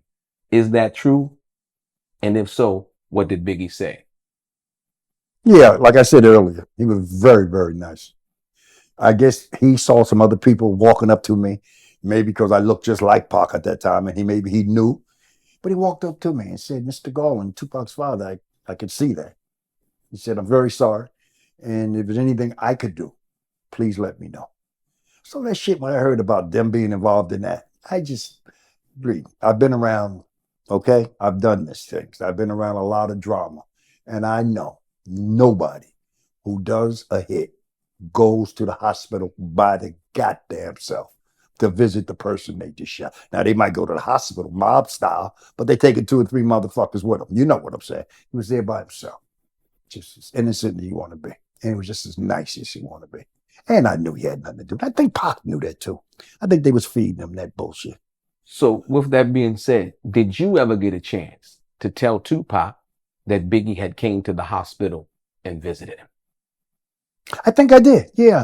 And when I went to Dannemora, yeah, I think I did. But I don't think that was the conversation, that we were really talking. We were talking about so many other things. His mother, this and that, how you doing, Pops, and shit like that. You need this and that. Now, in light of that, I got this in the back of my mind when he asked me, do I need something? That if I said I did, then I would look like everything that they said I was, coming out the woodwork looking for money. I didn't need nothing, but I could have used something. Right. You giving away cars, fuck, okay, give me one. But that wasn't on my mind. No, I don't need shit from you, son. I'm just glad to see you. I might be the only motherfucker who didn't take nothing from my son. Who didn't take nothing from my son. So as to the Biggie question, you think you did tell him that Biggie had came to the passing, hospital? yeah. In passing. I think he knew that. That Right. shit didn't really jump off till later on. People started feeding him bullshit and shit. Then he got Suge Knight in his head, believing that bullshit. Then that Puffy and Suge Knight shit kept, and then he's going to be the vanguard. This is the way we are. We like to lead. So he going to lead this. He going to be the first one out there talking smack against a motherfucker. And he didn't need to do that. But it was convenient. It sold records, and the press in America fed off that. So did the U.S. government. Absolutely. That's what they want. Divide and conquer. After speaking to Afeni at Bellevue Hospital, at Dannemora Prison, and in Las Vegas, after Tupac was shot and fighting for his life, how did it make you feel that she wanted you to take a DNA test after you sued the estate to prove that you were Tupac's father, after acknowledging that you were Tupac's father in all of those other prior places before you took a DNA test? It broke my heart. It broke my heart. It really did. I could not understand. You and I know that's our son. You and I know that I'm the father of that boy. And for you to insult me. But I think that's one of her lawyers. But then again, she's fighting for millions of dollars. And I didn't realize that. I didn't realize the significance of that. I'm not looking at the money. I'm just looking to tell the fucking world that I'm Tupac Shakur's father. You're looking on some other shit. You're looking at this, the legality and shit. I'm not even looking at that. All I thought I had to prove that I was his father. The DNA test came back 99.999 positive that he is the father. But you knew that. You knew that for years. You knew that from inception. You knew that in the Black Panther Party when you brought him, when we broke up and you saw I got married to Carol and you wanted maybe a little more time, a little more from me. And I didn't have it. And maybe that's what changed. Who knows why people do what they do? I just know in all my years, it still hurts. You know what I'm saying? When people do stupid shit. And that's stupid shit. A DNA test. I got a picture where we're both 25. We look like twins. You know what I'm saying? What part of that you don't, he don't look like you. Not for nothing. I'm sorry, but he don't look like you. And you should know that. It just happens sometimes that way. Yeah. Pac told me something broke my heart. He said that when he was, he said that, he said, Pops, he got kicked out the house. Yes. He said I was, he said that in Dear Mama, 17, something like that. Yeah. He said I was the only one in the house that looked different. And they used to make fun of me because I didn't look like them. I was like, phew. See, in talking to you, Delray, I don't want to indict other people's, but I still got to tell you what he told me. I can't make this shit up, so I'm telling you what he told me. So that's what he told me, and I believe him. He was there. Yeah. He was there. That's what he told me. Yeah. And he wasn't really nothing until he started making money. Then he was the golden boy. See, now sounds like I'm the sour person putting down people, but I don't want to do that. I just want you to know what my son told me, what I find to be true, because I've seen some of the dealings that people have done. And it's possible. Let's just say it's possible. Yeah, anything's plausible. Yeah, exactly. And like I said, from you, I'm here just doing an interview, and I appreciate you giving me your time to be able to talk to you, because I don't think that you talk this extensively to anybody from that perspective, other than what you said that you did with the docuseries, but they didn't really present that information. Yeah. And so for me, like I said, I'm just humbled, and I'm here to listen to what you have to say. I'm not here to judge. I'm not here to make Afeni look bad. I'm not here to make you look good. I'm just listening to basically the details as they were. We all got flaws. Absolutely. I have flaws. I was fucked up. I wasn't in his life. There's reasons why. But I have flaws. But don't think that someone else don't have flaws. That's what I'm trying to say. And true, I've told you more than I've told anybody on the planet before about some personal shit between me and Tupac. Okay? But I'm telling you, brother, because I love you, and you've always been straight shooting. I've known you now about a year, and pretty much you've been truthful. And I really appreciate truth. And I appreciate you for appreciating me. Yeah. It's reciprocal, It ain't enough of that in the world, though, bro. Yeah. It just ain't. People just don't. However it hits you, bad or good, it's just say it. It's the truth. Absolutely. Just say it. Absolutely. Well, you gotta hide shit. And hopefully the person, whoever's listening and feels some way about it, they can forgive you like you forgave them. We all have flaws, brother. Absolutely. We are flawed, but I ain't lie. I've never lied to him or Afeni or anyone else. I never said anything that wasn't true. I might have did some fucked up shit, but I never lied. And that's important. Why you gotta lie? And that's important. Why you gotta lie? Why you gotta lie? She called me too before the trial. I don't know. I can't even speculate. I thought it was to make a deal, but I was so pissed. Something had happened. His cousin got killed in Montclair. Say his name. Gaddafi. Right. She came out to the funeral. Okay. I was going to go. I didn't go. But she called me. I don't know now in retrospect, I'm not too sure why she called me, but I was still pissed about that. Oh, I brought it up. Why did you say that I was dead? And that ended the conversation. Maybe she called me to make a deal. Maybe I should have made a deal. Maybe she wanted to say, I'll give you 25%, 40%, whatever. I'm not sure because she never called me. Then she had Seth call me one day and said, we're going to send you one of Tupac's suits. Hold on. For the people that don't, because that was fast. Afeni had her daughter Setua call you one day. Okay. I'm going to send you a suit. A suit. I mean, might be valuable on eBay today, but at that time, that wasn't on my mind, brother, a suit. But why would you do that? I didn't know the conniving and the bullshit.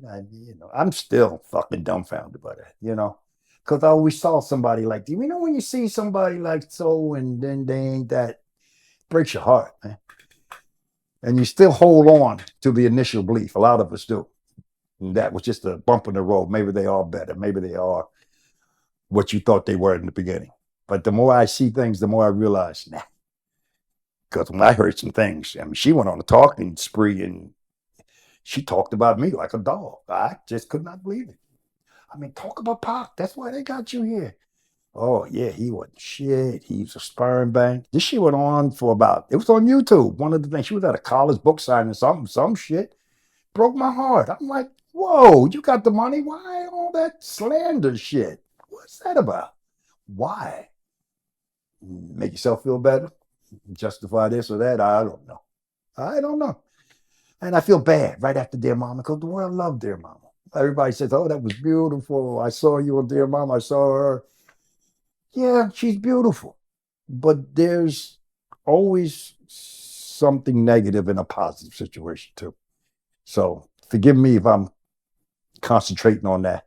But that's how we got to this point. Absolutely. That's how we got to me just being a driver. Absolutely. Or this or that or Absolutely. whatever. That's how. And I just maybe sprouting out too much shit because I'm pissed, but I'm going to sprout it out.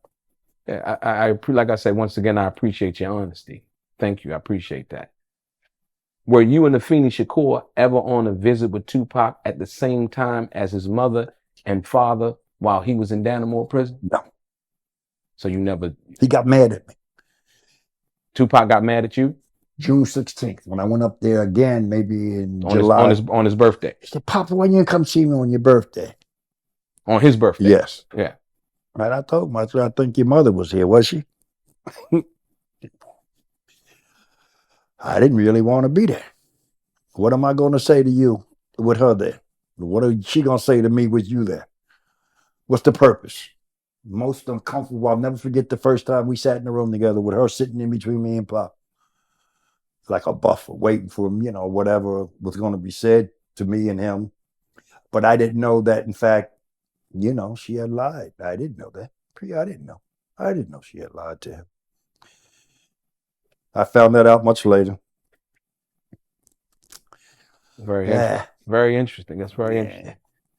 Putting yourself in Tupac's frame of mind for everything that he thought at that time that had happened between him and Biggie.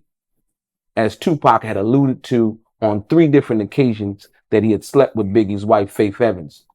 Do you think that Tupac was wrong for sleeping with Biggie's wife? Or do you think it took 2 to tango? I don't think you should do that. I tell you, he did some stupid shit. But that's just the stupid shit in him. That's that Gemini shit. And then he mad at the East Coast like a motherfucker. He mad. So he gonna get back any way he can. Little jabs. You know we do. You know how that shit is. Like calling the motherfucker. Well, I fucked your wife. Motherfucker. Same shit. You understand what I'm saying? No, I didn't like the video. Nice beat. I love the beat. Man, but the fuck are you talking about sleeping with somebody's wife for? Who does that? But that's part of the shit that he was in. That's that environment. That tough guy. I'm so tough, I could tell you I slept with your wife. And if you did, keep your mouth shut. Shit, what's wrong with you? Why make things worse? That's all I'm saying, bro. A lot of things that people do that we don't like. My son, me, everybody. So that was one of them that I didn't like. I didn't like that record. I didn't like that at all. No. So you saying you didn't like Hit 'Em Up? No. I like the beat, but the content. You up here, man, with words. You telling the truth about society. You breaking down the right and wrong of America. You telling people how to go about being real. Because you were real. Then you're going to stoop to that level? That soap opera shit? That ain't you. And don't let dumb people take you there.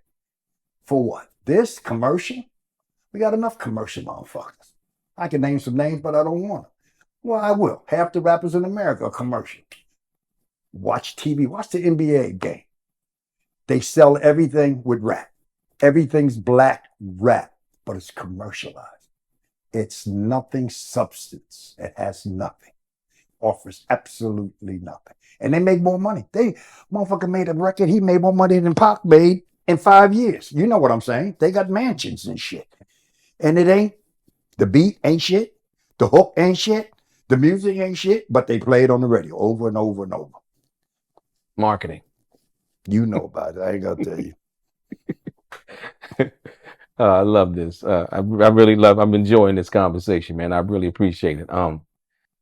At least publicly, it didn't seem to bother Biggie that Tupac had slept with his wife, Faith Evans, based on the fact that in the song Brooklyn's Finest, Biggie said, if Faith had twins, she'd probably have 2Pac's. Get it? 2Pac's. Do you think Tupac and Biggie would have been able to reconcile their differences if they had both survived? That's a tough one, bro. I don't know. You tell the world you slept with my wife. I don't know if I want to really hang with you for a little while. You know, we got to let things simmer down.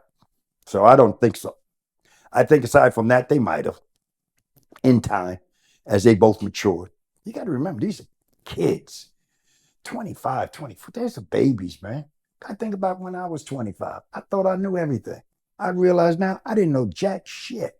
I was a stupid motherfucker. Young, dumb, and full of cum. You just think you know every fucking thing, and you don't know shit.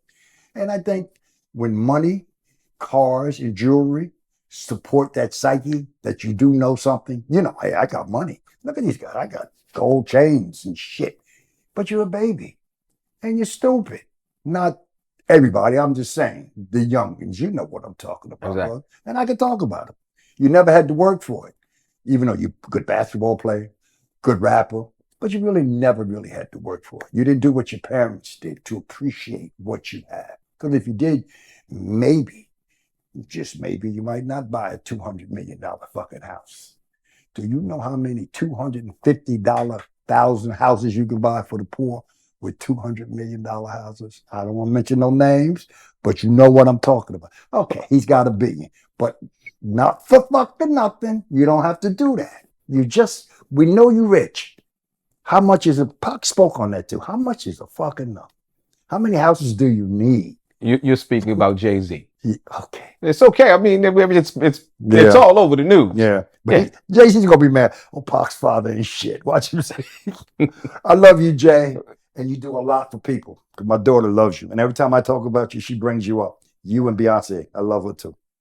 I think personally that they deserve whatever they work for. Yeah, I do too. At the end of the day. Not for nothing. Yeah. I'm just talking about me. Absolutely. I look at that. Got you. P, I look at people in the street, man. I got no money, but I give people money. I see somebody struggling at a grocery store, putting shit back. No, you buy that. I buy them that. It ain't shit. I don't think nothing about it. I don't pat myself on the back like I did something glorious. It's just helping someone out. Yes. That's just helping someone out. Yes. So if you're in a position to do that, then you should do that. And they do that. Don't get me wrong. My foundations, black people, they've done so much for black people. They've done more than other people. Done more than Michael Jordan. Michael Jordan gives it a Red Cross. Fuck a Red Cross. Red Cross don't give a shit about us. Right. Tax deductible, people say. It's giving. It's charity. He gives. Yeah, but to who do you give? Who receives the benefit of your fruits of your labor? Absolutely. And I think it should be the grassroots. So to me, shit, I'm putting somebody in the house. I don't give us a shack, 150,000. I could buy a gazillion of them, and them motherfuckers will say my name like God for the rest of their life because he bought me a house. You brung Michael Jordan up. Speaking of Michael Jordan, when Tupac was alive, Tupac made a statement in regards to Michael Jordan. No kidding. Not helping out black kids. And Tupac basically said, if Michael Jordan would do the same thing that he did in the white neighborhoods with the white kids, how much it would mean. No doubt. If he came over. No doubt. And gave that same energy. I didn't know that. To black kids. I didn't know that. Yeah, that's an actual. See, you told me something I didn't know. Yeah. That's beautiful. So what do you think about I agree that? with him 100%. Michael's great. He had a great run. He ain't better than LeBron James, but that's another subject. Okay. But he rather sell sneakers, not for nothing. He won't speak up on issues. He won't say that shit's wrong. He definitely won't kneel down and shoot 2 cops in the ass who's beating up a black man on the side of the road. He won't stand up and talk about George Floyd. See what I'm saying? He won't do shit that he can do because he's in that position Nobody's gonna take your business being you say stuff. That's why I love LeBron so much. LeBron says shit. LeBron said, fuck you. White folks don't like him, let's be honest. Mega people can't stand him, based on Fox, shut up and dribble. But he stands up and speaks on and still makes money. Still got buku commercials everywhere and still making money. But he does shit. He stands up for people, bro. He has the schools. He schools, the college tuition, just the social issue. Just to say something like that is wrong. It's one thing when Sharpton says it. It's another thing when LeBron says it, or Michael would have said it, or Oprah. Don't get me started. Okay, these people with buku money. We're talking about billionaires. Yet we don't have one bank black-owned. We don't have a school system black-owned. We don't have a black-owned hospital. We don't have a black-owned major significant infrastructure for the black community by all the money that these billionaires are making. We never had so many black people making money like they have. Think about it, bro. We got millionaires up to kazoo. And what do? We go from change to change. I can't believe it. You don't see you don't see them other people with them gold and diamonds. I mean, what we know you rich, so why you gotta flaunt it like that? I mean, like you say, they deserve it. Go ahead, flaunt it. Flaunt it, yeah. But my respect level just went down a little bit for you, man. I ain't nobody, so it don't matter. But well, you are somebody. You Tupac's well. Yeah. Let's be clear. And you fought where most people haven't. It wasn't about $1 when you, Afeni, and you guys were out there on the front line, you know, fighting for equal rights, fighting for women and all of those things. So I think that is way more significant than when somebody dangles a carrot in front of your face and said, if you do this, this is the reward. Yeah, I know. So I think that's very important and that's significant in itself. We had healthcare centers. We really helped people. Absolutely. And to be honest with you, I had police every time I had a van. They knew who I was. They would stop me. They had a police detail to harass Black Panthers in Jersey City. Wow. And they would stop me every day, ask me for license registration, and I knew what they wanted. A couple times, a couple of them would put guns to your head, cock it, and I guess they expected you to flinch or cry or be scared. Motherfucker, you're going to shoot me, you're going to shoot me. I'm not giving you the satisfaction. If you're going to arrest me, arrest me. I'm not giving you the satisfaction. You know who I am and what I stand for. And it was all harassment. And that's just the way it was. So we came up through that. Yes. And that's my foundation. And I still believe in that you should help people. You should help. If you can help people, you should. That's all. Absolutely. That's all. Absolutely. I say LeBron James does it. A lot of others don't. And I hope they do. But they do give. It's just that I don't see it. I just don't see it. Thank you. Appreciate my daughter does though. Takira, she's a writer. Yeah. Great writer. Bro. I've heard about 18 books, bro. She got 18 books? 18 books. And she could write her ass off. Well, speaking of books, you're working on the book too, yes, correct? Yes. I think I got some stuff I could tell. There's some things that happen in my life that would be very, very interesting. I mean, not tremendously interesting, just events that happen. Absolutely. You know, meeting Muhammad Ali, being security for Huey P. Newton when he came to East Coast. Oh, hold on. Let's pause. Because I was going to get to that. That was one of the questions. So since you went there. See, you want my life story, brother. Why are you going to do a book if you want to tell you everything? No. This one question. Did you personally know Huey P. Newton? Yeah. I met him at the Philadelphia Planetary Convention. All the chapters of the Black Panther Party came to Philadelphia. We had it locked up. It was a beautiful thing. And Huey was speaking, minister, everybody was there. Somehow Huey's car got blocked in. It was weird. Just got blocked in. Crowd was developing. And so we had to move. And we started walking, maybe about 5 or 6 of us. I just happened to be there with Huey. Wasn't pre-assigned, it just happened. We walked maybe about 3 or 4 blocks at a corner, confused. We don't know what to do. But we just felt in danger because we had heard death threats coming Huey's way. So we didn't want to be stationary. We didn't want to be out there while we find out who this other car is blocking his car. So we get to the corner, and a black lady drove by with her kids. And the kid said, "Mommy, that's Huey P. Newton." She stopped and said, "Why are you guys out here?" And we told them, and she said, "Come to my house." I'll never forget this. She took us to a house, nice house. She cooked for all of us, about 5 of us. They sent me back to tell the rest where he was. And we all met back over there. And that's how I met him initially. Then after that, we got to know one another. Huey would just talk. Oh my God, he would talk. I'd be sitting in the chair, you would be talking. I'd wake up and the sun be out, and you would be upstairs sleeping. He had talked me to sleep. That's how good he was. Very intelligent man, though. Right. And he meant well, but it was an honor. So every time he came back east, he would ask for me. He would want me to be his security. He spoke to 8,000 people at Princeton University. I was in charge of security. And he just told them. He talked for about 2 hours, and they listened. So you know what you got to do against that. He's in with our children. Right. He's educating our children to the discrepancies of the society. He's letting them know. You understand what I'm saying? He's showing them. In one word, why do you think Afeni Shakur told Tupac that his father was dead?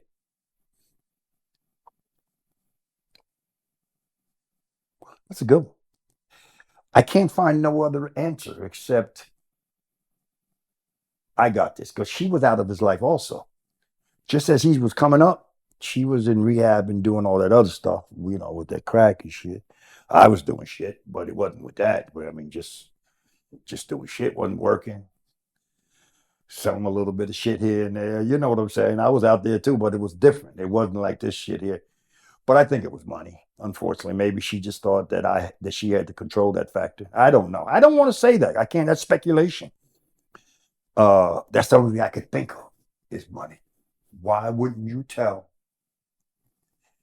if he's a deadbeat, if he's a no good, down low motherfucker? You would just say, that's your daddy. He's a down low, no good motherfucker. That's all. You would just say that. And then you let him decide. But not to give him that option, especially after he asks for it continually. I don't know how you can look at that man and never mind. I'm getting in that anti-rant shit, and I don't want to do that. How do you feel about new rappers comparing themselves to your son, Tupac Shakur, and calling themselves the next Tupac, or using him to help bring attention to their project? Yeah. It's just, I don't, because it's ridiculous. You know, let's be honest. If you were on that level, everybody would know it. You understand? They would know it. Instead of that small junk that you have a little, let's be honest, you're categorized. Let's look what they have. And you got to look like this. You got to do this. You got to be odd. You got to do this. Our women, I love them. But they show our women nothing but sex objects. If you look, if you're a rapper, you have to display skin. Unfortunately, I feel this. Shouldn't be. You should be able to get by on the merit of your work. But that's just America and the media and how they want to represent us. That went against everything Pac stood for. He said he was going to stop calling people bitches and shit. Tupac told you that? And then a bitch put him in jail over a lie. So that broke his heart.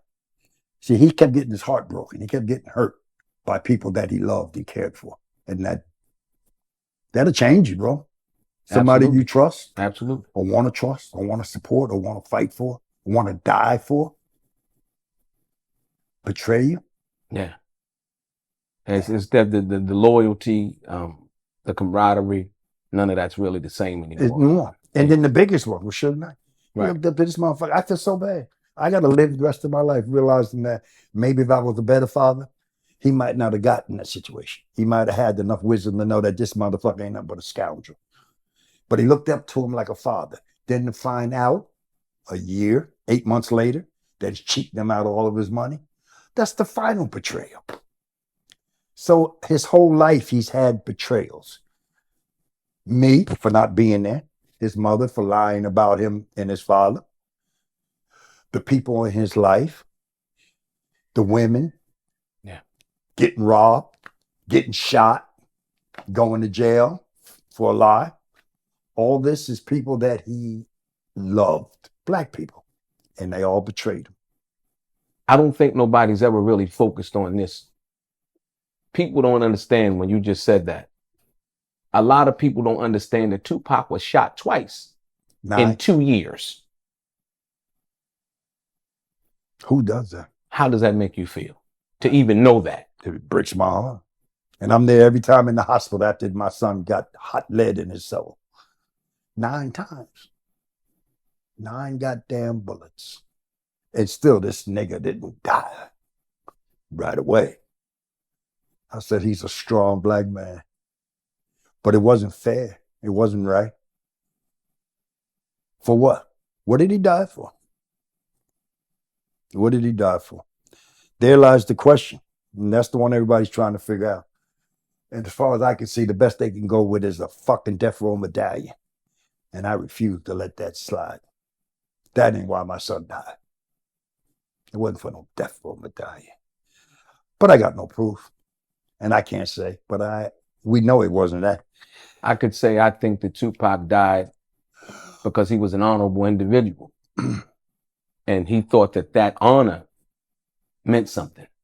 Because to him, it meant something because it was the example that he was shown growing up. Yeah. From the Panther Party. Yeah. You know, so. She did teach him a lot about that, I think. I think he saw that. But he also had that gene. He had that right from wrong. You know, you could just see shit. It's out there, bro. You could see that. Stopping a black man and doing this to him and that. It ain't that hard to vision. Right. It's just, and so people react to it. Some people don't react. Certain white people say, well, he should have complied. So what kind of reality is that bullshit? What do you mean complied? How do you comply when you're unarmed and a motherfucker got a gun on you, shooting at you? What the fuck are you talking about? He should have complied. Man. Different perspectives. Exactly. Yeah. But like to your point, he was honorable. And there was no honor. There's no honor in that game. There's no honor in the rap game. There's no honor in society. We think it is. Yeah. You know, and everything that he leached onto, everything that he attached himself to, he thought that they would reciprocate that honor, that they would be real, as real as he gets. And his realness was up here. Yeah. Their realness is up here. And everybody was looking for something. Everybody looking for that something. And we know what that is, unfortunately. Yes, sir. Yeah, unfortunately. It's sad. Thank you for that. I appreciate that. I got a couple of more questions. This one right here is I think, significant. When Afeni Shakur was pregnant with Tupac Shakur, did she know that she was pregnant by you? Yeah. You didn't have to go no farther. Yes, definitely. That's rubber belly. We knew. We knew. I could tell you probably the date that we could see. We would be in certain locations, and she would have a talking engagement, maybe in Connecticut, and they knew we were together. So I'm from Jersey. They would hook it up I'd be in charge of the logistics, either airfare or even if we drove. Connecticut wasn't that far, so I'd drive her up there, you know, because that's the mother of my child. I'd rather be with her in Connecticut than have someone else up there. I think I could watch over her better. So when you say her in Connecticut, she was pregnant while you were taking her to Connecticut? I am sure. Okay. Yeah. Okay. Speaking engagement. Okay. She had up there. And this would probably happen. She wasn't like no, that. But it probably happened right before they did the indictment. Exactly. Or for the Panther 21. Right. Okay. Yeah. Which was the stupidest shit in the world. Bro. Right. Right. Bombing flower gardens and you should see the targets they picked. That was just COINTEL. That was just bullshit to get the niggas off the street. And that's what they did. They bum rushed us in the middle of the night. They shoot us through our walls. They arrest you. They thought that they could put enough of us in jail that it would bankrupt us. In other words, you're going to pay $300,000 to get them out? Okay, go ahead and pay. We'll hold the trial up. You won't get the money back and you'll be bankrupt. That's what they thought. They just did so many things. I was involved with communication. Like I said, we had the papers. That was our lifeline. You'd be surprised how many Panther papers we sold throughout the country. Before the East Coast, it came into all the airports. We go to any airport. This is before terrorist attacks, so you can drive your bus or your van onto the tarmac. And the FBI would take papers and wet them up. They would burn them. I'm talking about devious shit. They would take our breakfast programs. We would have cases of oranges, and they would inject them with shit that would give our kids diarrhea. What kind of low life shit is that? Wow. What happens? Oh no, I'm not going to send my kid back to the breakfast program. Last time he was there, he got sick. Right. You see the logic that they employ. That's how low life they were. That's the level we were. So all this other shit is just, it ain't nothing. It ain't nothing, bro. What was your reaction when you heard the lyrics to Dear Mama, particularly where Tupac says, no love for my daddy because the coward wasn't there. He passed away and I didn't cry because my anger wouldn't let me feel for a stranger. Yeah, and I knew. At first I was upset because I'm trying to see you and, you know, but then it hit me. Well, one, I ain't dead. And so you really didn't know me. Because if you would have known me, you would have known that I wasn't dead. You see what I'm saying? So I knew there that someone had lied to him from that point. And so later on, when I found out that someone did lie to him, that song made perfectly good sense. I understood it totally. So when I hear it now, I laugh. I still love the fucking record, though, P. I love it. I love it. I do. I think it's beautiful. I think it's absolutely beautiful. I love all his music, though. I listen to his music daily. Every freaking day. And I like it. And then it hits me. He's my son. You see what I'm saying? So it's a twin thing there. I don't say that. And that's what the difference between everybody else. Everybody sees him as this. When I was always around him, he's my son. He ain't Tupac. I mean, he's Tupac, but he ain't that icon. Then I look at the videos and where he goes. I see him with the autographs. And I said, that's a different world. He could never be an individual that could relax in society, like he said he wanted to. He said, Pops, I want to go home and watch TV, but I know I can't. He would tell me these things. Last movie he saw was, what's that movie? Mental block. Tom Hanks. Forrest Gump? He saw that with his wife. We talked about it in prison. So when he watched Forrest Gump, he was... No, he saw it before he went to prison. He saw, okay. Yeah. He said, I liked it, Pops, but she didn't like it. I said, I liked it too. We started talking about it. And every time now I see that movie, I think about that boy. It's really amazing. That was the last movie he ever saw. Wow. Yeah. Forrest Gump. Ain't that nothing? Yeah, that's weird, right? It's just weird is, shit. It's just weird shit. It is.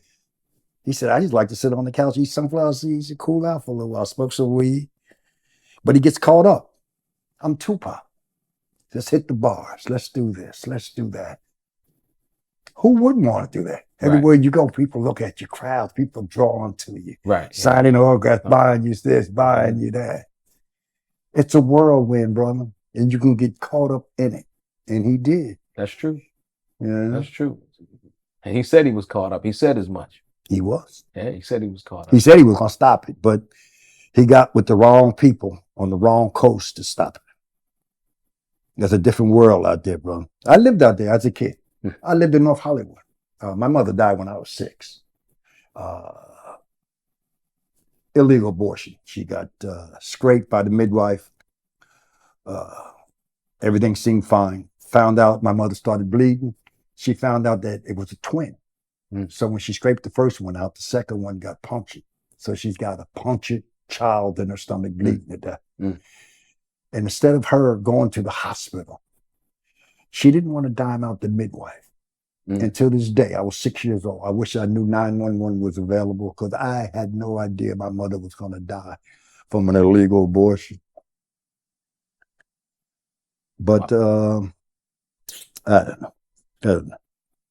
Unfortunately, when Tupac and yourself became reacquainted, he was going to court for that court case involving Ayanna Jackson. Did you ever talk to Tupac about that case? And if you did, what did he say? No, I never did. You know, I was just getting back to know him. I went to the court one time. And when I came out, his publicist, Karen Lee, was surrounded by reporters. I was standing in the background. And it was a shame that he could be held accountable for this. And I heard that the judge, Fitzgerald, was the brother-in-law to Rudy Giuliani.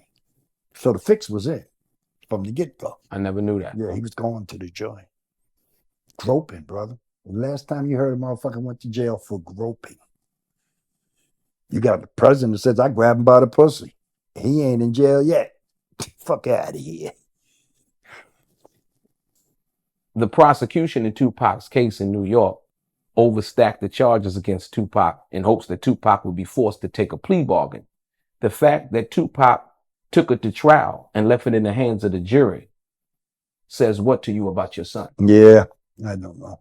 I never thought of it from that level.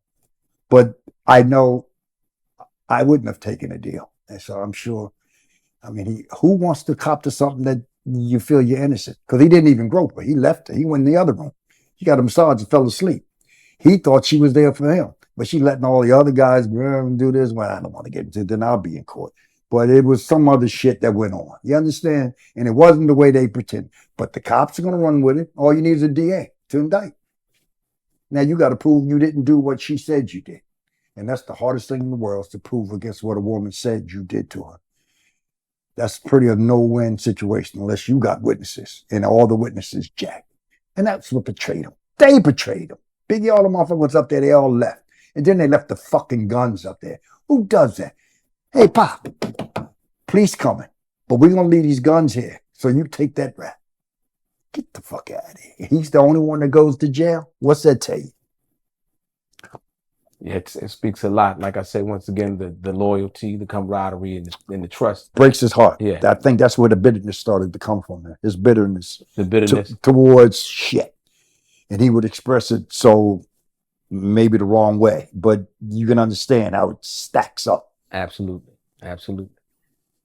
Tupac was upset with Biggie because he released a song called Who Shot You while Tupac was in prison after Tupac was shot at Quad Studios and sentenced in that case involving Ayanna Jackson. Do you think Tupac's anger was justified in the song Hit 'Em Up after he was released from prison? And what do you think about the song Hit 'Em Up? Yeah, I didn't like that either. But they were both going back and forth with each other. So it's child's play, bro. That's silly. Both of them were silly. Silly. But I think also Biggie didn't release shit. That's a lot to do with his, the company and shit. Just like Pac didn't release a lot of shit. A lot to do with Suge. You see what I'm saying? So he hit me, let's hit him back. But then it leads to other shit. It leads to the foundation that somebody can get killed. Because people think that Biggie was killed by some gang member because of the fact that he might have had something to do with Pac's killing. It's absurd, but that's what they want. And that's what they got. Because if you ask the majority of people, some of them still wouldn't even know why Biggie got killed. The fact that Tupac didn't snitch on Biggie about the guns that were found in his hotel rooms says to you, as Tupac's father, what about Tupac's character? Oh, yeah. Yeah, he wasn't. He never timed nobody up. Our father's thing was he got mad. He get mad at motherfucker. But you never heard him name them people that was in that room. Even though some of them were charged, not all of them. You never heard that. He spoke on Haitian Jack in the record, but what the fuck? That's everybody knows that. He just thought that, in fact, you know how you believe in a system that you think it's going to work. So if you didn't do something, you think I won't get punished for it. You understand what I'm saying? Even as a child. Yeah. My mama said, well, if I didn't do it, I ain't going to get punished. But how many times you get punished for something that somebody else did and you still took the weight? Tony did it. I didn't do it. Right. He didn't do that. He wouldn't do that. That wasn't his nature. It wasn't his nature. To his detriment. To his fucking detriment. Sometimes I wish he had her. Yeah. He was too nice. He was too nice in a vicious, nasty fucking world. All he wanted to do was relate his message. All he wanted to do was relate to people. All he wanted to do was speak the truth. Amazing. Well, they didn't let him do it. Do you think Suge Knight was a good or bad influence on Tupac's life and career? Might have been the worst thing he ever did, was sign with Death Row. And I heard from some people that he was really just a front. He really didn't put the money up. that I heard that was Interscope and shit that put the money up and it made it look like he saved Tupac. But if you dangle me a rope and if I'm drowning, I'm grabbing the fucking rope. I don't give a fuck who it belongs to. Let's be honest. You're going to get me out of this hellhole, because it was a hellhole. I went up there, brothers, country, bunking looking motherfuckers with that shit. Worst gang I ever saw. Dannemore, worst fucking place I've ever seen. And they used to fuck with him. They used to threaten him. You ain't shit. You ain't no star here. Why nobody come to see you? And then when Madonna would come, they'd be like gawking and all looking. But in their heart, they pissed at him because she coming to see you. And you can't even get an autograph, a guard. So they're going to fuck with you when you go back. But she never came to see him. Did she? I think she was supposed to. She was supposed to. And but she didn't. But yeah, but that whole anticipation of the moment was she like, didn't come see you. Yeah, you ain't shit. And they would test him. And I think they were testing him to see if there would be some response so they could do something to him. I talked to the ref, Sharpton, nice Sharpton. guy, great guy.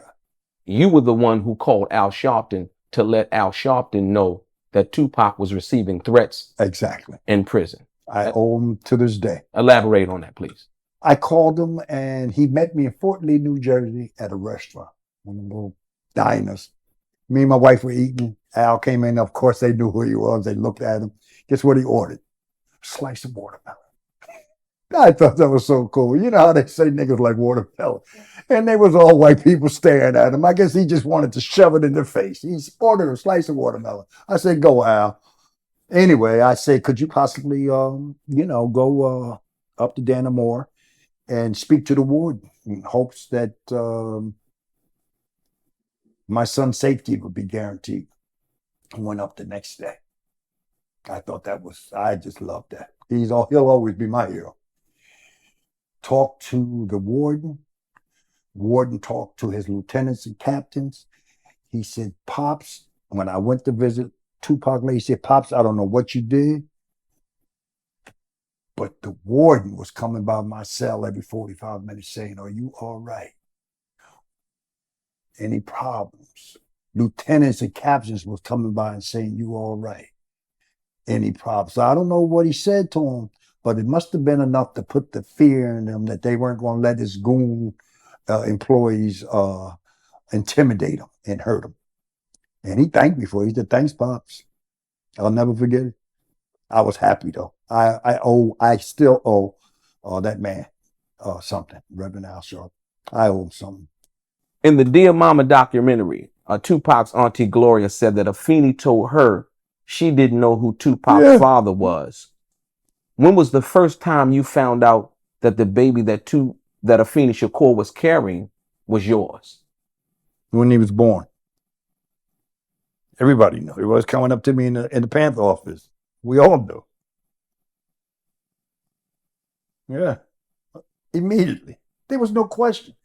There was no question until Tupac became famous. And then there was a problem. And then after he died, there was a problem. But in between famous and before he died, I was the father. In good standing, me and her was crying and bawling in the same room. We were at a lot of serious sit-downs and meetings together. We were at that hospital together. We were at Dannemore, but we weren't together. But I visited him the same amount of time she did, so a lot of people visited him. Though. It was very big. It was good. I guess that helped his spirits. So I'm glad they did. Do you think that Tupac would have turned out different or maybe still be alive if you had an opportunity to be in his life like a normal father? Yeah, but would he have been Tupac? People say, well, Pogny was there. Maybe he'd have did better. He'd have survived. But would he have been himself? Would he have been that individual, that spirit? Who's to say? I mean, who's to really say? I wish I was, don't get me wrong, but I'd rather have him alive than famous. Think about that. He's known throughout the world. So why should my selfish ass, you understand what I'm saying in terms of that? Absolutely. I have to deal with this every day. You know that question. Yeah, exactly. There, If shoulda, coulda, woulda, if I, yeah. It vexes me. Like Prince, Tupac didn't have a will, and as a consequence, everything had to go through probate court. Since you were his father and you were still living, how come you weren't part of that process? Because she put on the paper that I was dead. So now I had to prove that I was alive. Okay, now then go ahead and prove that you're his father. Once that was done, okay, now go ahead. California has something that's not only you have to be his father, you have to show some support through his upbringing. You just can't be his father. So now go ahead and prove that you supported him. Without all the mitigating circumstances that he was lied to, kept away from me, and all that other shit. But that's how that ended. And I had some issues, health issues. I just had a major operation. We had just lost the case, but we were appealing. And they offered a certain amount of money. And I'm laid up there sick, and it was never about the money with me. So I took that deal. Substantial amount, bought a house, but lived pretty well. But things happen. It would never have been what it should have been. But now I look at it now. I almost kind of like what happened. The money's in other people's hands. It's not in the foundation. Like Prince, like Michael, it's just in other people's hands. And it makes you wonder, what the hell is that about? Yeah. What the hell is that about? Speaking of that, just recently, Kesha Shakur, Tupac's sister, filed a lawsuit against the estate, mainly the executive of the estate, Tom Wiley, basically alleging that he had committed fraud and was misappropriating funds, if you will. Probably. As the father of Tupac, who you accepted the deal involving that situation with Afeni, how does that make you feel? Terrible. It's ridiculous. Should be in the family. The money should be in the family. It really should. It just should be. And Kesha shouldn't have to fight this fight. No, she shouldn't. Not at all. I think I'd have fought harder if I knew this was going to happen, this end result. Think about it. You know what I'm saying? I don't know what happened. I don't know how y'all lost. I don't know how y'all let that happen. I had nothing to do with it. And nothing I could have said. You know who called me? TMZ called me. The day Afeni died, wanted to know if I was going to challenge the estate. Swear to God. I'm sad. I loved Afeni. I'm mourning her. I wasn't thinking about that.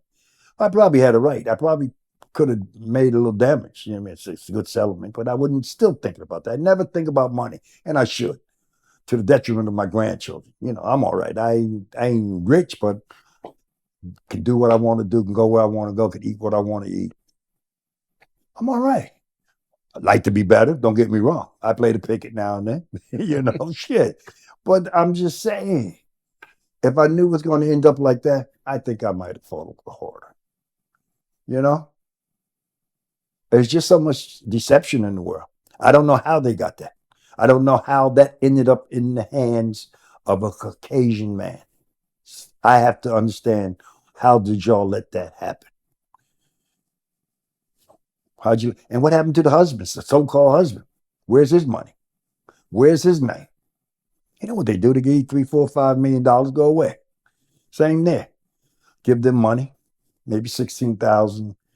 The minute Tupac died, Afeni went to the record company and they was paying us $16,000 a week, which was a lot of money. I'm in New Jersey crying like a motherfucker, drinking as much Hennessy as his body could take. I drank so much Hennessy, I was so sad because I was just gotten back to see my son. I just gotten together with him, and then for this to happen. Oh, remember I told you about the airport? Afeni approached me, took the tape out of the boombox. She told me that Pac had planned for that November, that Thanksgiving, to have all his siblings, the ones that he wrote about in the letter, all of them up in LA for a Thanksgiving dinner. I thought that was interesting. And she told me this. How else would I know? I'm telling you. Right. that might have been the start of something good. That just might have been the start. And this Tupac had told her that. Yes. So that confirms basically what he was saying in the letter. Yes, Also. exactly. Okay. Yeah. Yeah. He didn't know. He didn't know he had a grandmother. He didn't know he had a father. He didn't know he had a grandfather. He didn't know he had a grandmother. He didn't know he had uncles. Well, here's something they all gone to, bro. Between you and I. Yeah, I might be the oldest one in my family. Father, mother, grandparents, uncles, aunts. I just lost my sister. I lost my daughter. I lost my brother. I lost my other brother. I lost a son. I lost a daughter. My condolences to your daughter who you just recently lost. Yeah, 2 months ago. Might be sir. the hardest one of them all. Yeah. Because Your she was so firstborn. young. Firstborn daughter. She was 49. Nika Jerry.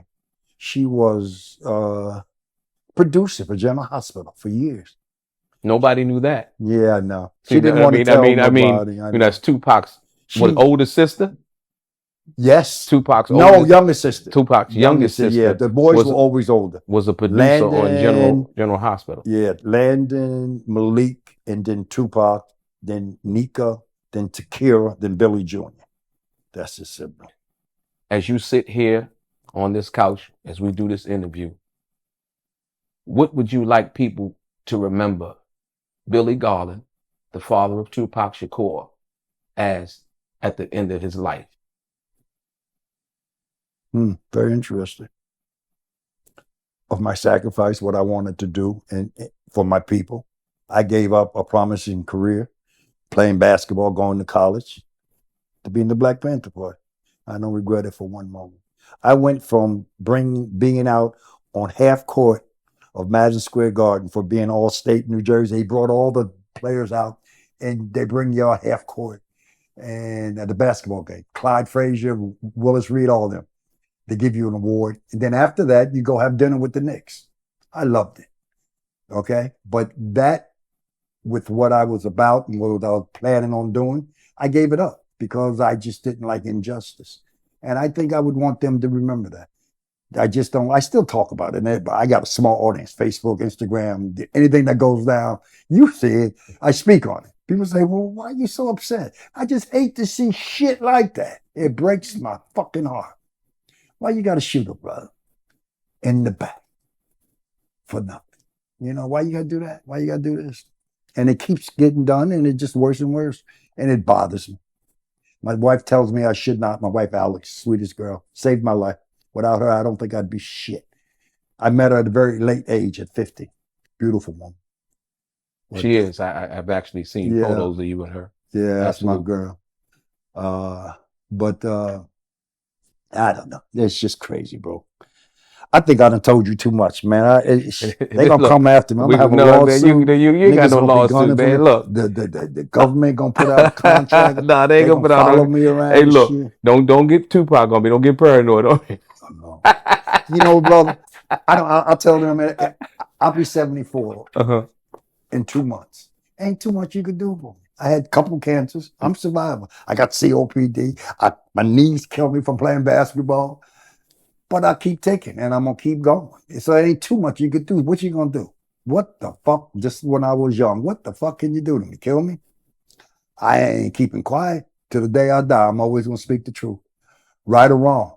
If it's wrong, let's debate it. We can talk. But if it's right, let's talk about that. Let's not just shuffle it under the rug like shit didn't happen. Absolutely. Like it just didn't happen. Absolutely. How do you feel about Afeni Shakur wanting to take Tupac off life support? And did you, as his father, have any say in that? No, I wasn't there. Now you can ask another question. Would I have done it? And I would say no. So let me rephrase it then.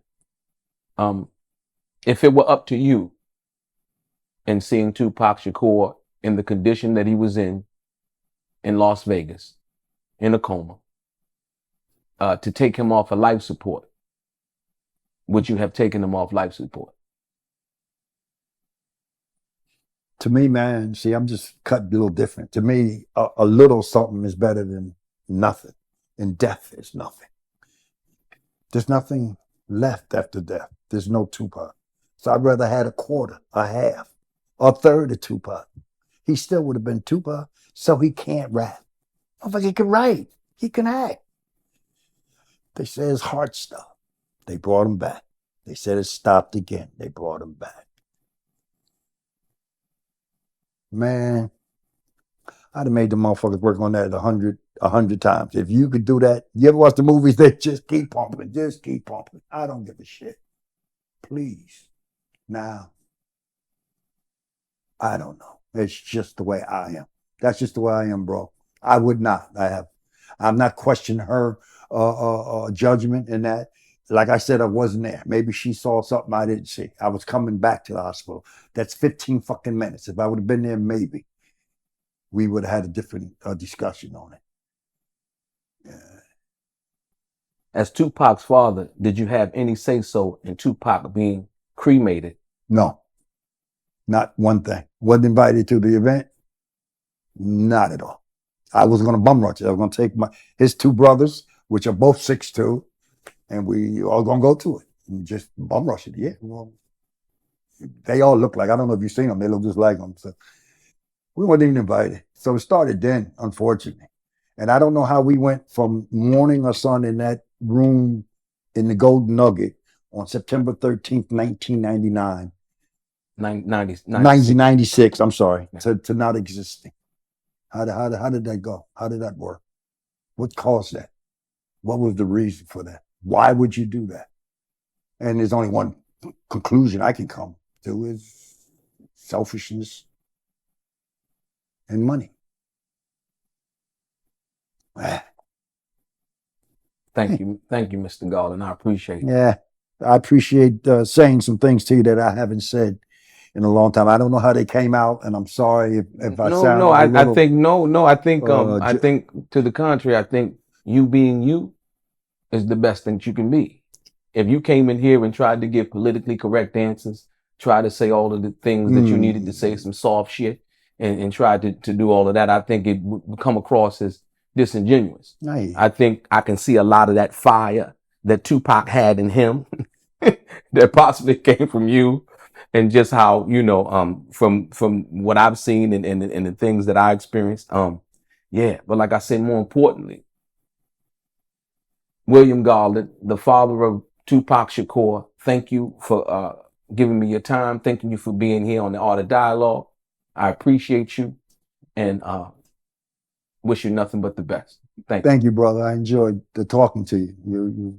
You're a pleasure. You've always been, even on the phone. When you used to beg me to do this fucking interview, and I kept saying no, motherfucker, because everybody lies, and you know what I'm saying. I told you that before. Right. I've done so many, and whatever. People can believe it if they want. If I'm 74, I don't give a shit. Whether they believe it or not. If you do, you don't. Yay, that's up to you. I done said it. Now, if I walk out there and get hit by a car, at least you got proof that I said some shit. Whether they believe it or not, we got it on tape. I don't think you're gonna get hit by a car. Well, I hope not. I got grandkids. But like I said, I appreciate it. Like I appreciate your time and everything that you. One more thing. Did you know Assata Shakur? Yeah, wanted to. Shit. She was fine. She was a very beautiful young lady. Okay, let's say that. In the Panther party. So hold on. So basically, what you was about to say was you wanted to. She was beautiful, brother. She was absolutely stunning. Politically, you just said that, and that's where my mind jumped. And I still say that when I think of her. Right. But I don't want to diminish her political content. Absolutely. I'm sorry. Absolutely. No. I mean, she was a beautiful woman. So yeah, and I know the Minister of Information came, and I think we about to do something, but somehow he got involved because there wasn't no norms. There wasn't no neighborhood. You go with her that night, and you can't go with nobody else the next night. We would face life and death. Okay. So whoever you wanted to sleep with that night, you slept with. And often it wasn't an orgy, don't get me wrong, but it was mutual. Mutual, absolutely. Just relieving sexual desires. Absolutely. I don't love you. We ain't going to movies. We ain't going out to dinner. Right. We just relieving sexual desires. Wow. And it was a beautiful thing. It was the purest because there was no ambiguity. There was no lies. There was just true shit. Yeah, nobody had to lie to each other about anything. It was just what it was. It's a very natural thing. Right. She was fine. I think her grandeur became bigger when she left.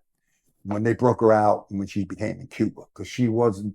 I'm not trying to diminish her, but she wasn't a major figure prior to that state trooper thing that happened on the highway. Okay, got you. You know what I'm saying? Yeah, and the publicity of that kind of blew that out of proportion. Yeah, and she deserved to be free. Not for nothing. I know that all the police unions probably hate it, but when motherfuckers just get out the car and start popping at you, maybe you should pop back. Yeah. And that's what happened. I just, I'm not diminishing the troopers' No, death, absolutely. but that's what happened. Absolutely. They weren't criminal. They didn't drive down the turnpike looking to kill state troopers. Who do that? Who does that? Right. Think about that. So I'm just saying that they hate her. And, she's the devil, but she's just a revolutionary woman. Absolutely. I admired her, and I still admire her for her struggle and what she's doing and how she's holding out. I wish she can come back to this country and clear her name, but I doubt it. They would never let her. They'd have to own up to every lie that they've told the world. Right. You see what I'm saying? Absolutely. They're not going to do that. They're not going to do that. Absolutely. Matulu Shakur, just released from prison, 30 some odd years. What are your thoughts? I'm glad. But they released him because he's sick. I heard very sick. I wish the brother no ill will. I just heard he's sick. And that's what they do. Yeah. They don't want to be responsible for your death. But you overall have nothing but love and good feelings. I'm glad he got out of that fucking hellhole. Yes, sir. Yeah, I'm glad he got out that hellhole. He's a good brother. And he was there for my son when I wasn't. So I respect him. And I love him. Let's applaud that. No, I love absolutely. Him. I met him once, a long time ago. So you say you met him once a long time ago? Yeah, I think it was up at Morningside. I used to go visit Pac up there. Over there by Yankee Stadium. He was a little guy. Mm-hmm.